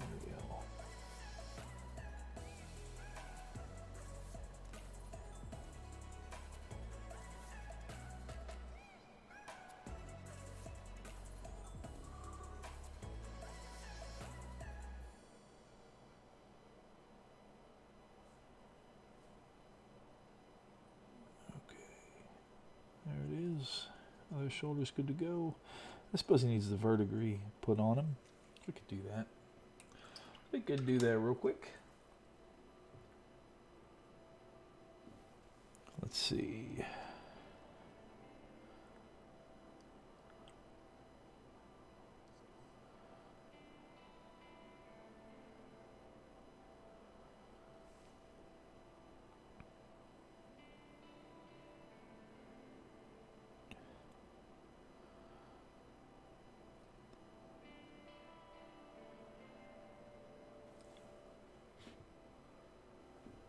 What do we have up here? Maybe we'll do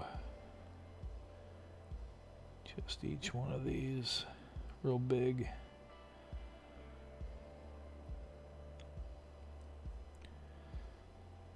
Maybe we'll just streak the sides. Kind of leave the middle.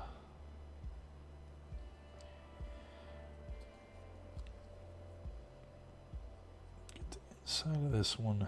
We always do the outsides.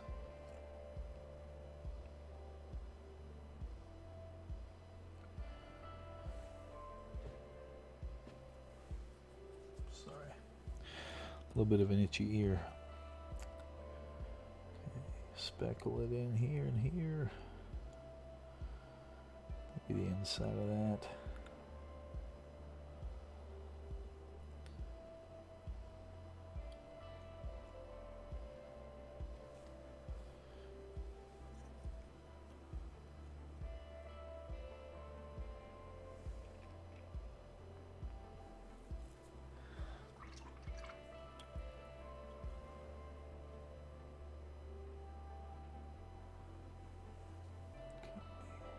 Now we're just, again, a little bit watered down. And in places this cobalt is still reasonably wet. Or even melting them. And that's good, that's fine. I think it's all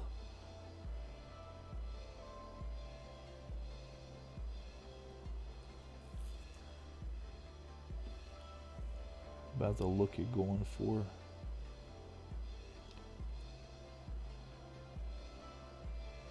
Kind of like the sloppy nature that weathering lends itself to. You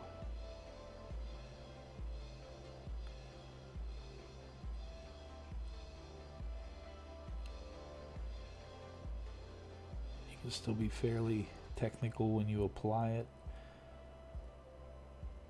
but by applying it in a little bit of a random fashion, it can sometimes be, I don't know, a bit natural, even though it's a wildly unnatural composition to us. Like, to get Verdig Bronze to do this is otherworldly.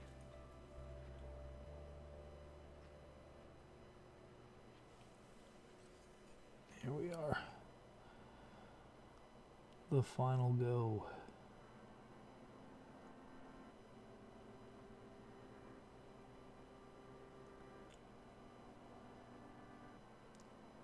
Couple little marks here. Oh, that was terrible. Just wipe it away here and we'll come back at it. That was way too much.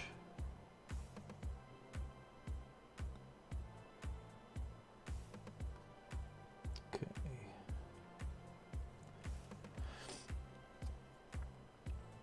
Clean this up in here as well as here.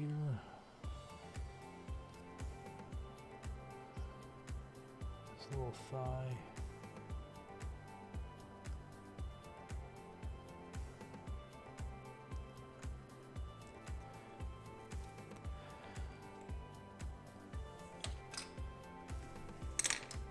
Just clean this up a little bit here.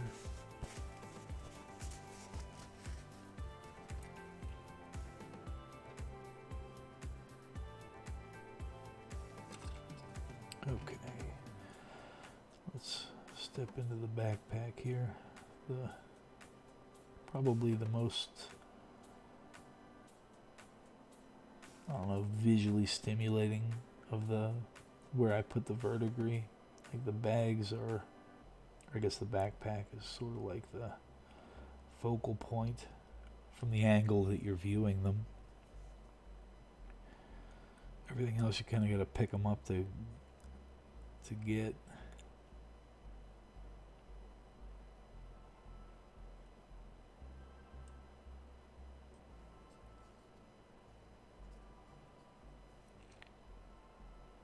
Just a little bit here.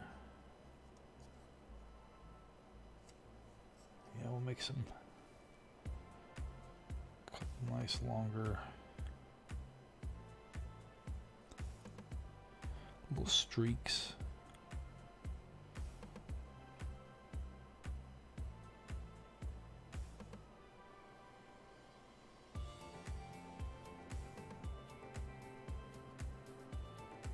Little bitty things like that go a long way, I feel. All right.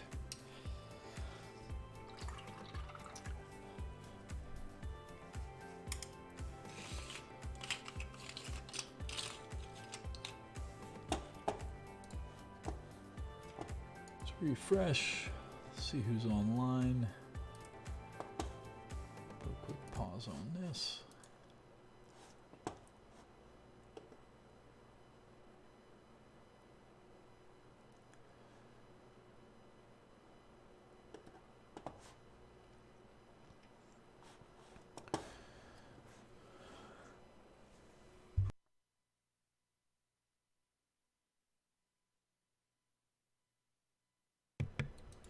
And we're going to see if we can't find if there's anybody else online that maybe would be a new face. It's not usually around at this hour.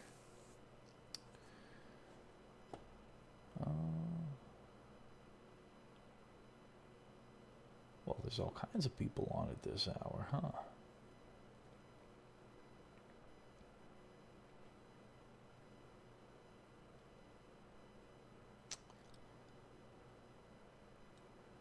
Who to visit?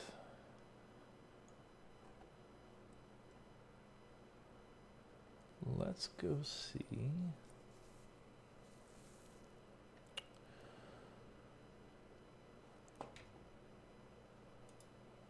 We have somebody on Sovereign Miniature Studio. Let's go check them out.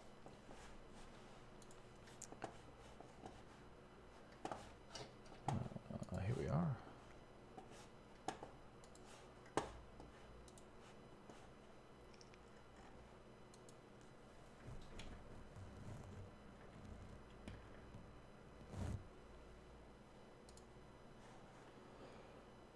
Yeah, they currently have 15 viewers, so we'll go give them a check. Hopefully, everybody's had a good day. I know we're at,